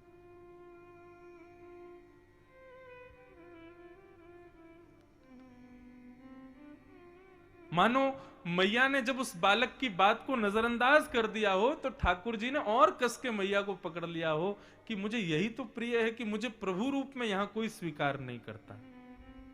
आज आप सुनेंगे इतना बड़ा गिरिराज पर्वत अपनी कन्नी उंगली पर उठा लिया, लेकिन ब्रजवासी तब भी ठाकुर जी से क्या कह रहे, लाला तू अपनी उंगली नीचे कर ले। भगवान बोले उंगली नीचे कर ली, गिरिराज जी नीचे आ जाएंगे। अरे तू ना है पता, तेरी उंगली पे थोड़ी टिक रहे, हमने डंडा लगा रखे, इन पे गिरिराज जी टिक रहे हैं। भगवान बोले कहां मर जाएं हम, इनको अब भी ये स्वीकार नहीं है कि मैं भगवान हूं, इनको अब भी ये स्वीकार नहीं है कि मैं साक्षात परमात्मा हूं।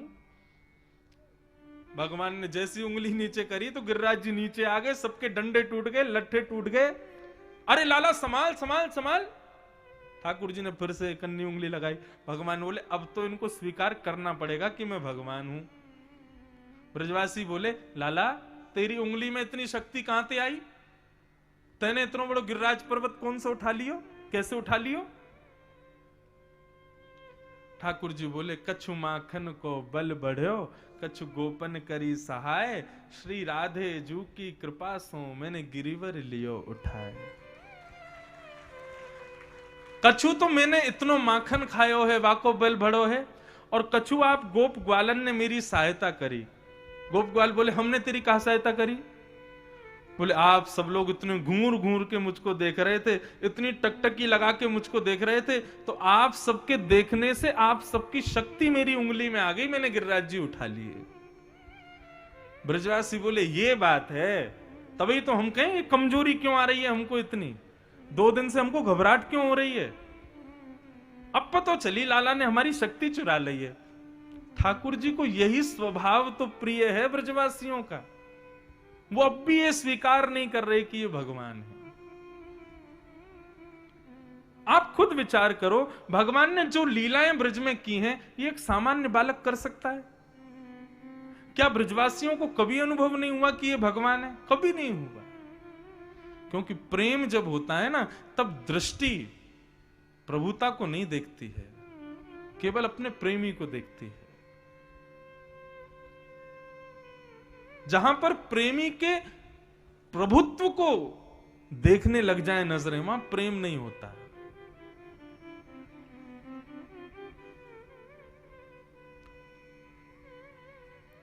सक्टासुरों का वध किया। अब बंधुओं, सकट भंजन लीला क्या है इसको समझो। ये जो सकट का भंजन किया भगवान ने, सकट कहते हैं बैलगाड़ी को। बैलगाड़ी में 2 पहिए होते हैं, तो इसी का भाव यहां पर कहते हैं। सकट मतलब व्यक्ति का जीवन, और उस जीवन की 2 पहिए हैं, पति और पत्नी, गृहस्थाश्रमी। वास्तव में जब तक ब्याह नहीं हुआ तब तक आप सफर कर ही नहीं रहे हो। असली सफर कब शुरू होता है? जब ब्याह हो जाता है। आप लोगों को ज्यादा अनुभव होगा। अच्छा, एक बात ये मत सोच लेना महाराज जी इनका ब्याह नहीं हुआ तो इनका कोई सफर नहीं चल रहा। हमारा हो चुका है, इनसे हो चुका है। हाँ, इनसे हो चुका है, तो सफर तो हमारा भी चल रहा है। लेकिन वास्तविक सफर क्या है? जब ब्याह हो जाए। तो सकट क्या है? एक दाम्पत्य जीवन है, और उसके 2 पहिए, यानी कि पति और पत्नी। बैलगाड़ी के ऊपर लोग बैठे मतलब परिवार। अब बैलगाड़ी जब चलती है तो दोनों पहियों को समान होना चाहिए। यदि एक भी कमजोर होगा, एक ज्यादा मजबूत होगा, तो बैलगाड़ी थोड़ी सी तिरछी चलेगी। तिरछी चलेगी कहने का मतलब थोड़ी सी डगमग डगमग चलेगी, और डगमग डगमग चलेगी तो परिवार के लोग जो ऊपर बैठे हैं उनको दिक्कत आवेगी और सफर करने में दुविधा होगी। इसलिए क्या कहते हैं? बोले दोनों समान रहो। अब सबसे बड़ी बात, सकट हो गया जीवन, उस पर बैठे हैं यात्रा करने वाले परिवार के लोग, 2 पहिए हो गए दोनों दंपति। लेकिन सकट चलेगा कब? जब बैल हो आगे। और हमारे शास्त्रों में बैल यानी कि वृषभ को धर्म का स्वरूप कहा गया। ये जीवन रूपी यात्रा, ये जीवन रूपी सकट कब चलेगा? जब वृषभ सामने होगा, यानी कि धर्म सामने होगा। धर्म इस दाम्पत्य जीवन रूपी सकट को चलाएगा, तब ही वो चलेगा, नहीं तो नहीं चलेगा। धर्म कौन? जिसके 4 लक्षण, सत्य, दान, दया और पवित्रता। वृषभ के 4 पैर होते हैं ना बैल के, तो मतलब जीवन रूपी बैलगाड़ी को चलाने वाले वृषभ यानी कि धर्म में 4 रूप होने चाहिए, 4 चरण होने चाहिए, सत्य, दान, दया और पवित्रता। जब ये चारों होंगे तब वो सकट चलेगा। लेकिन यहां क्या हुआ? आगे वृषभ नहीं था, यानी कि बैल नहीं था, और बैल ना होने के कारण दोनों जो पहिए थे वो खड़े खड़े, एक नाजुक हो गया था, एक थोड़ा सा मजबूत था अभी भी। वो सकट ऐसा था कि वो चलने योग्य नहीं था। जिसके नीचे ठाकुर जी थे वो अस्त व्यस्त था। तब ऐसे सकट का भगवान क्या करते हैं? ऐसे दाम्पत्य जीवन वालों का भगवान क्या करते हैं? अपने पाद प्रहार से उसको ध्वस्त कर देते हैं, नष्ट कर देते हैं। नष्ट करने का, ध्वस्त करने का मतलब ठाकुर जी फिर उसको अपने योग्य नहीं रखते। ये सकट भंजन लीला है, एक दाम्पत्य जीवन जीने वाले लोगों के लिए है। इससे समझिए। इस प्रकार सकट भंजन लीला को यहां पर श्री शुकाचार्य जी ने सुनाया। भगवान अब धीरे धीरे 1 वर्ष के हो गए, और जैसे 1 वर्ष के हुए अब ठाकुर जी तुतला तुतला के बोलने लगे हैं।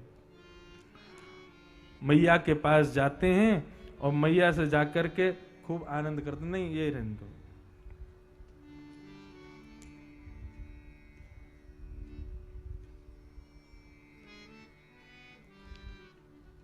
मधुर बोली बोलते हैं ठाकुर जी और मैया के साथ लीला करते हैं। लेकिन अभी तक ठाकुर जी का नामकरण नहीं हुआ। तब श्री गर्गाचार्य जी महाराज आए और श्री गर्गाचार्य जी महाराज ने आकर के भगवान का नामकरण किया। भगवान का क्या नाम रखा गया? दोनों बालकों का नाम रखा। पहला नाम रखा रोहिणी नंदन का, अयम ही रोहिणी पुत्रो रमयन सुहृदो गुणै आख्यास्यते राम इति बलाधिक्याद् बलं विदु। सबसे पहले नाम रखा गया रोहिणी नंदन का। रोहिणी नंदन का क्या नाम रखा? नाम रखा था राम। रमयन योगनिस्मिन इति राम, जो योगियों के हृदय में रमन करता है उसको राम कहते हैं।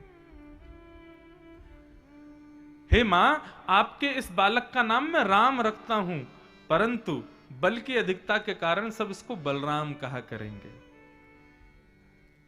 इसके और भी कई नाम होंगे, शंकरषण आदि आदि, बलभद्र, ये सब इसके नाम और भी होंगे, पर इसका मूल नाम राम है। और फिर भगवान का नामकरण किया गया। ऐसा वर्णन आता है बंधुओं कि श्री गर्गाचार्य जी ने जैसे ही ठाकुर जी को देखा, ठाकुर जी को देखते ही गर्गाचार्य जी समाधिस्थ हो गए। कुछ क्षणों के लिए मानो गर्गाचार्य जी स्थिर हो गए, ना बोल रहे हैं, ना हंस रहे हैं, ना आंखों की पलकें झपका रहे हैं, ना श्वास ले रहे हैं। मानो देह तो वही था लेकिन चित्तवृत्ति कहीं और चली गई गर्गाचार्य जी की। 45 मिनट तक जब कुछ नहीं बोले तो यशोदा मैया बोली, बाबा पधार गए क्या? बाहर जाके पधार जाते, हमारे घर में ही पधार गए। जोर से जब हिलाया गर्गाचार्य जी को तब उनकी समाधि टूटी और मैया बोली, कहां भय हो बाबा? बोलो मैया, आपका जो ये बालक है ना, क्योंकि गर्गाचार्य जी कौन है? ज्योतिष के निर्माता, जिन्होंने ज्योतिष को बनाया, ज्योतिष शास्त्र। वो तो देखते ही पहचान गए परब्रह्म है साक्षात। वो कहने वाले थे, मैया तुम्हारी गोद में जो ये नन्हा सा बालक बैठा है ना, ये साक्षात।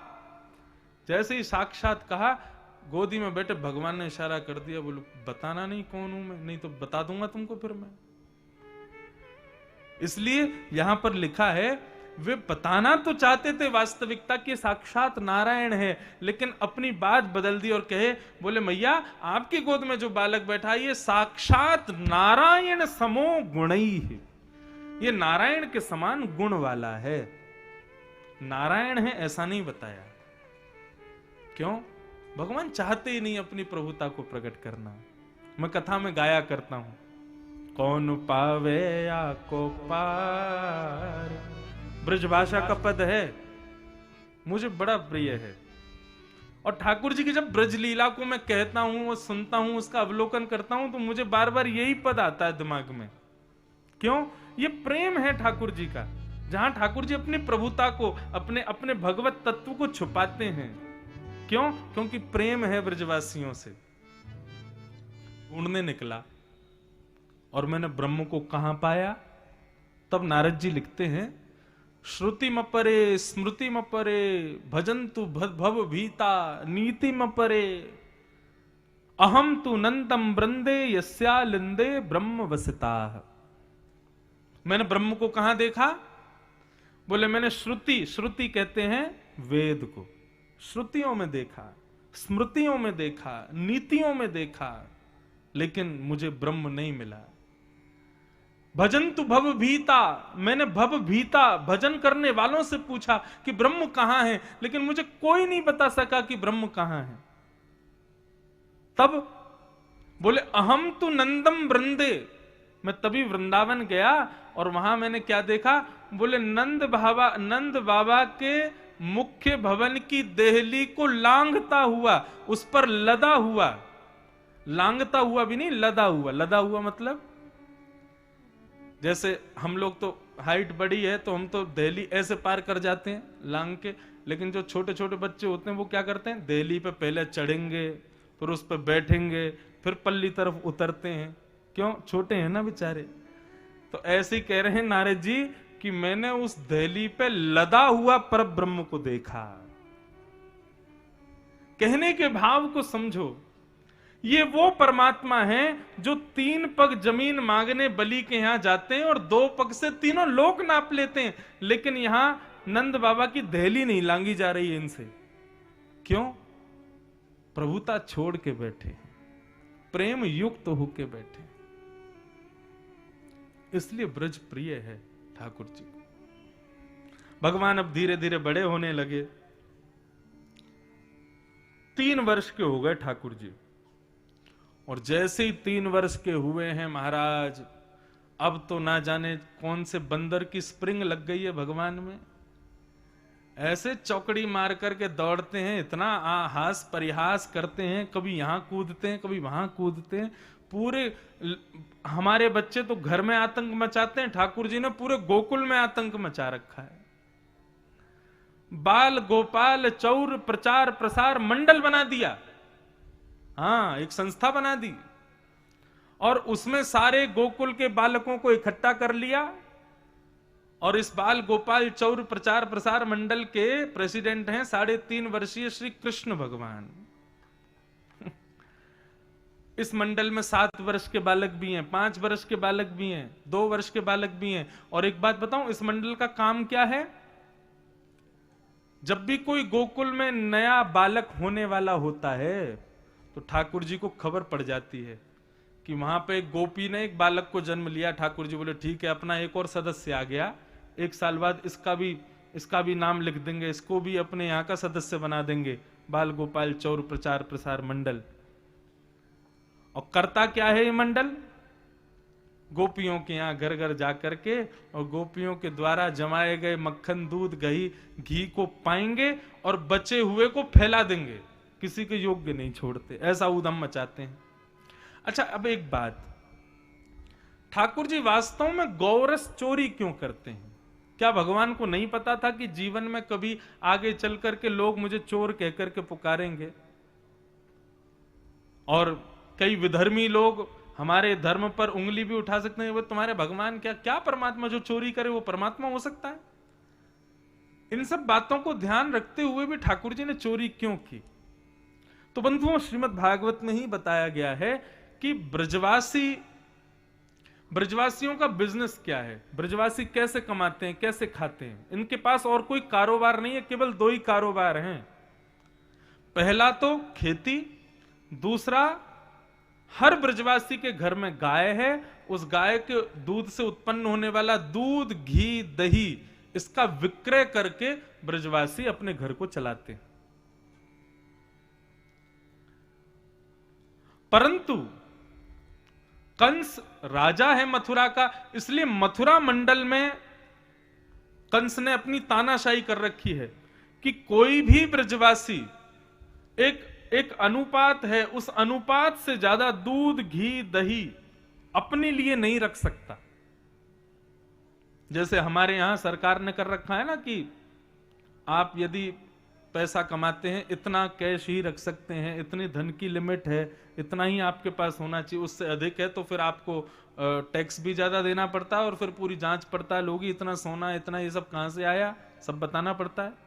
ऐसे ही उस समय कंस ने भी यही कर रखा था, लेकिन कंस जबरदस्ती करता था और थोड़ा हट पूर्वक बहुत कम अनुपात में दूध, घी, दही रखने का भाव देता था ब्रजवासियों को, जिसके कारण स्थिति यह थी कि ब्रजमंडल में कोई भी ब्रजवासी अच्छे से ना तो दूध पी पाते थे, ना घी खाते थे, ना मक्खन खाते थे। परंतु नंद बाबा के यहां 9 लाख गायें थीं, इसलिए ठाकुर जी के लिए कोई कमी नहीं थी। ठाकुर जी तो कह दें कि दूध में ही नहाते थे, दूध में ही सोते थे, दूध में ही सब क्रिया उनके, तो महाराज दूध का ही सब सामग्री बनती थी। परंतु भगवान के जितनी भी सखा हैं उन सब ने जाकर के ठाकुर जी से कहा, बोले लाला हम कहा करें, घर में भले ही 10-10 गैया हैं लेकिन दूध हम तो पी ना सकें। क्यों? बोले कंस के सैनिक रोज आते हैं देखने के लिए कौन व्यक्ति कितना दूध रखता है अपने घर में, बचा हुआ सारा दूध भेजना पड़ता है। अरे क्या कहां तक कहें, कंस के सैनिकों को तो यह भी पता है हमारी कौन सी गैया कितना किलो दूध देती है, कितना लीटर दूध देती है। भगवान बोले ये गौरस कंस के पास नहीं जाना चाहिए, ये गौरस जैसा पवित्र अमृत कंस को प्राप्त नहीं होना चाहिए।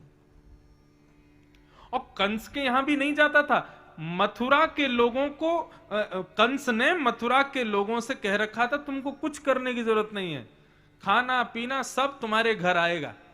इसीलिए तो कंस के जय जयकार करते थे मथुरा के लोग, क्योंकि मथुरा के लोगों को श्रम करना नहीं पड़ता था, ब्रजवासी श्रम करते थे और श्रम करके सारी सामग्री मथुरा भेज देते थे कर के रूप में, टैक्स के रूप में। तब भगवान ने विचार किया, बोले कि ये गौरस मथुरा जाने से रोकना चाहिए। कैसे रोकेगा? सीधे सीधे तो कोई रोक नहीं सकते। तब भगवान ने विचार किया, चोरी करो, चोरी करके इस गौरस को खाओ और बचा जो है उसको मरकान भोक्षण बंदरों को लुटा दो। ब्रजवासियों में मतलब जितना गौरस है वो सब यहीं बट जाएगा। सब कंस के सैनिक आया करेंगे तो कह देंगे भाई चोरी हो गई, नहीं बचा हमारे पास देने लायक, अब कुछ बचा नहीं। ऐसे धीरे धीरे करके भगवान ने घर घर जाकर के चोरी करके गौरस को कंस के पास जाने से रोका। यह है ठाकुर जी के चोर होने का मुख्य कारण। कंस से गौरस छुड़वाना चाहते हैं, ब्रजवासी मेहनत करें, ब्रजवासी श्रम करें और आनंद ले वो दुष्ट कंस, इसलिए ठाकुर जी चोरी करते हैं। पर इस चोरी में भी क्या आनंद हो रहा है कि देखे बिन कान्हा जब मन नाही माना, इन आंखों से आज हमने ब्रह्म पहचाना है। कृष्ण चरण कमलों में मन को लगाना, इन गोपियों का ताना ये उल्हाना तो बहाना है। अब गोपियां क्या करती हैं? ठाकुर जी के दर्शन के बहाने से शिकायत करने जाती हैं यशोदा मैया के पास। चेहरे का रंग बदल लेती हैं, चेहरे का ढंग बदल लेती हैं, आंखों की आकृति बदल लेती हैं, लेकिन हृदय से गई हैं दर्शन करने, दिखाती ऐसे हैं कि शिकायत करने आई हैं। और यशोदा मैया से जाके कहती, मैया तुम अपने लाला को समझा लो, नहीं तो काउदना या को मैं देख लूंगी। यशोदा मैया बोली, का भयो का कहवे आइए। तब गोपी कहती है कि वत्सान मुंचन क्वचित समय क्रोश संजात हास, तुम्हारो लाला कहा करे, हमारी गाय के दोहिवे को समय आवे, दूध निकारवे को समय आवे, बाद से पहले बछड़ा बछियान को खोल के भाग जाए, सबरो दूध बछड़ा बछिया पी जाए, हमारे काज कछु बचे ही ना है। मैया बोली, मेरो लाला शुभ चिंतक है, वाकु यूं लगे ये बछड़ा बछियान को दूध है, हम लोग क्यों पीमे, बछड़ा बछियान को मिलना चाहिए, या हमारे तुम्हारे बछड़ा बछियान ने खोल के भाग जाए। हाँ मैया तुम तो ये बात कहोगी ना, तुम्हारे यहाँ तो 9 लाख गाय हैं, तुम्हारे यहाँ तो कोई कमी है नहीं दूध घी दही की, सास तो हमारी गाली देती है ना, आज दूध कैसे नहीं बचा, आज मक्खन क्यों नहीं निकला, आज दही क्यों नहीं हुआ, कैसे बताएं, दूध तो सारा बछड़ा बछिया पी गए, बछड़ा बछिया को खोल के कौन भागो, तुम्हारो लाला। एक गोपी आई, दूसरी गोपी ने आकर के कहा, मैया ये तो बहुत दूर की बात है, तुम्हारो लाला कहा करे, हम बताएं। बोले कहा करे, बोले स्तेयम, स्तेयम कहते हैं संस्कृत में चोरी को, स्तेयम स्वादद्दधिपय कल्पितैस्तेययोगै, आपको लाला चोरी करे। मैया बोली काहे की चोरी, तेरे गहना चुराए, तेरी साड़ी चुराई, कहा चुरायो, ना ना गहना साड़ी नहीं चुरावे, तुम्हारो लाला तो मक्खन चुरावे, दही चुरावे। मैया यशोदा बोली, 9 लाख गाय हैं मेरे यहाँ, मेरो लाला यदि चाहे तो मक्खन में ही सोवेगो, मक्खन में ही रहेगो, इतनो मक्खन होवे मेरे यहाँ, वो घर को मक्खन छोड़ के तुम्हारे यहाँ जावेगो। अरे मेरे लाला को कोई कमी थोड़ी है, सब कुछ हुए के पास, और यदि कभी तुम्हारे घर आ गए हो, नेक मक्खन मांग के खा लियो, अपने हाथ से खवाए दे करो, यहाँ चोरी करवे, चोरी को इल्जाम लेके आ गई हो, मुंह पे शिकायत करवे। गोपियां बोली, मैया आप तो नाराज हो रही हो, हम तो ये समझाने आई हैं कि लाला आपको हमने एक बार पकड़ के गोदी में बिठाया हो, वाकू हमने अपने हाथन से पवाए, और हमने कही लाला चोरी ना करें, हम तो को प्रेम से पवा रहे हैं, तू प्रेम से पा। सो टेढ़ो सो मुंह करके बोले, मुंह को तो चोरी कोई मीठो लगे, वही प्रेम से अच्छो ना लगे, ऐसो उधम मचावे तुम्हारो लाला। एक गोपी बोली, अच्छा ये सब उल्हाने दिए जा रहे हैं ताकि यशोदा मैया को गुस्सा आवे और मैया लाला को बुला के हमारे सामने डांटे, तो इतनी देर में हम लाला को देख लेंगे, दर्शन के बहाने हैं। एक गोपी बोली, मैया चोरी करे वहां में भी हमें दिक्कत नहीं, अकेलो तुम्हारो लाला आ जाए वो तो हमको प्यारो है, लेकिन तुम्हारो लाला अकेलो ना चले तो ग्राउंड फोर्स अलग चलती है, एयरफोर्स अलग चलती है उसके साथ में। बोले ग्राउंड फोर्स कौन सी है, बोले ग्राउंड फोर्स ग्वाल बाल, एयरफोर्स बोले छतों पे कूदते हुए बंदर और चलते हैं साथ में, राष्ट्रपति की तरह तीनों फोर्स लेके चलता है साथ में।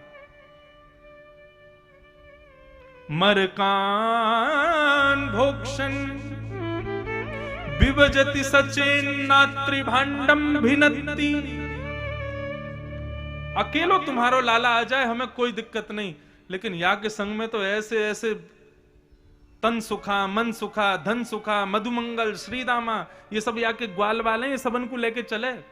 और मैया पतो कैसे चोरी करे, हम ऊंचे छींके पे टांग दे मटकी ताकि लाला पकड़ नहीं पावे, सो 4 नीचे खड़े होंगे, 3 वाके ऊपर, 2 वाके ऊपर, सब तो ऊपर तुम्हारो लाला, और फिर वहां बैठ करके मक्खन खावे, स्वयं तो नैकात खावे, छोटो सो पेट है तुम्हारे लाला को, बाकी को मक्खन नीचे लुटावे, सब रे पाओ भाई प्रेम से पाओ।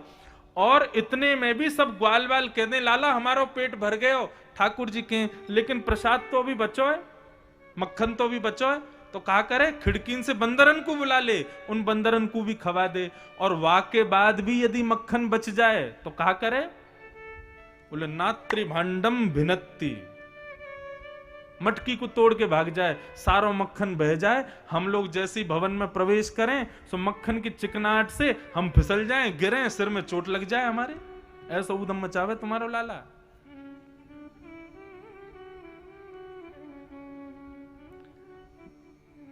मैया बैठी बैठी केवल सुन रही है, अभी धीरे धीरे गुस्सा आना शुरू हुआ। गोपी बोली, और कोई बड़ी बात बताओ। इनको गुस्सा जोर से आवे तभी तो लाला आएगा। तो एक गोपी आई और गोपी आकर के बोली, मैया पता है तुम्हारे लाला को जिस घर से माखन नहीं मिलता उस घर का क्या हाल होता है? बोले मतलब? बोले अगर हम बहुत व्यवस्था कर दें कि भाई कैसे भी चोरी ना हो और लाला यदि चोरी करने में असफल है गयो तो आपको पता है उस घर का हाल क्या होता है? बोले क्या हाल होता है? बोले मैं हनादी निवास्तो, तुम्हारो लाला वह घर के चूल्हा के पास में जावे और चूल्हा के पास जाकर के धोती खोल खाल के बैठ जाए और सब करियावे वहीं पे। अब बनाओ रोटी कैसे बनाओगे?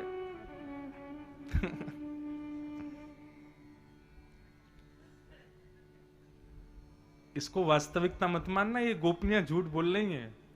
ठाकुर जी ऐसा करते नहीं है, लेकिन मैया को गुस्सा आवे इसलिए बोल रहे हैं ऐसा। तुम्हारो लाला चूल्हा पे बैठ के मैं हनादी निवास्तो। अब तो मैया ने जैसे सुनी, ऐसो करे मेरो लाला? बोले हाँ ना, मेरो लाला ऐसो ना कर सके। बोले मैया तुम कहां मानोगी? एक गोपी आई, बोले अब बढ़िया है, बिल्कुल बस गुस्सा आ रहा है मैया को, अब एक के बाद एक बोलते जाओ। एक गोपी आई, बोले मेरे पति को जन्मदिन, 60 वर्ष के मेरे पति है गए, मैंने सत्यनारायण भगवान की पूजा रखी घर में, तुम्हारो छोटो सो लाला आयो, मैं पंजीरी भूज रही, सो मुझसे बोले भाभी जी कहा कर रही हो?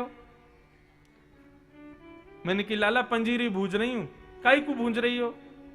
अरे आज तेरे भैया को जन्मदिन है ना, सुबह के कारण मैंने जय जय की पूजा रखी है, सत्यनारायण भगवान की पूजा रखी है। समूह से बोले असली सत्यनारायण मैं हूं, मेरी पूजा करो। भाभी जी तुम या पंजीरी को भोग मुंह को ही लगा दो, मैं ही असली सत्यनारायण हूं। तो मैंने ऐसे ही नेक हल्को सो नेक थप्पड़ मार के कही चल आयो बड़ो सत्यनारायण, मोह धो आवे ना तो पे सत्यनारायण बने। टेढ़ो सो मोह करके बोले तेने असली सत्यनारायण को अपमान किया, भाभी भुगतनो पड़ेगा तो को।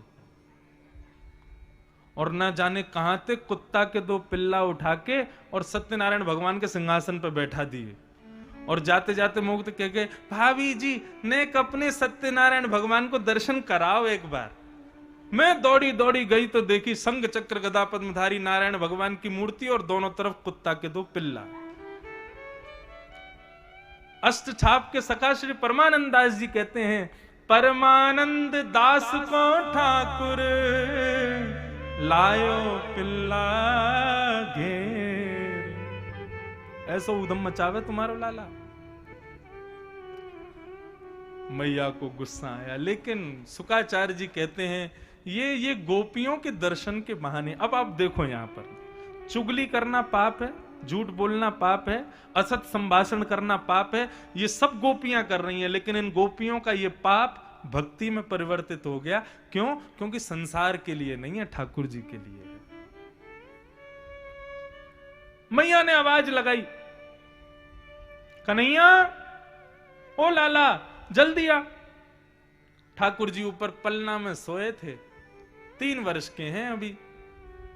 ठाकुर जी जैसे ही उठे, रात में मैया काजल लगा दे, सोई जोर से अपनी आंख मीड़ ली महाराज। ठाकुर जी बड़ी मुश्किल से तो सो में,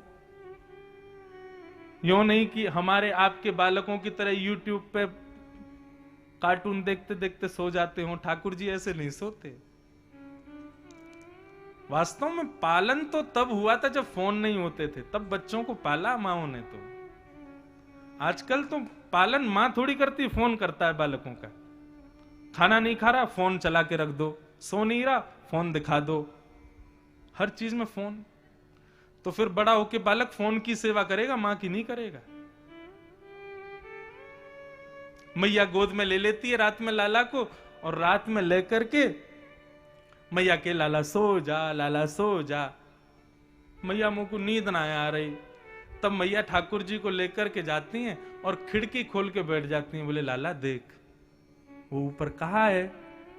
बोले कहा है मैया? बोले चंदा मामा है, ये चंद्र खिलौना है, अगर तू सो जाएगा तो फिर मैं सुबह तो को वो चंद्र खिलौना लाके दूंगी।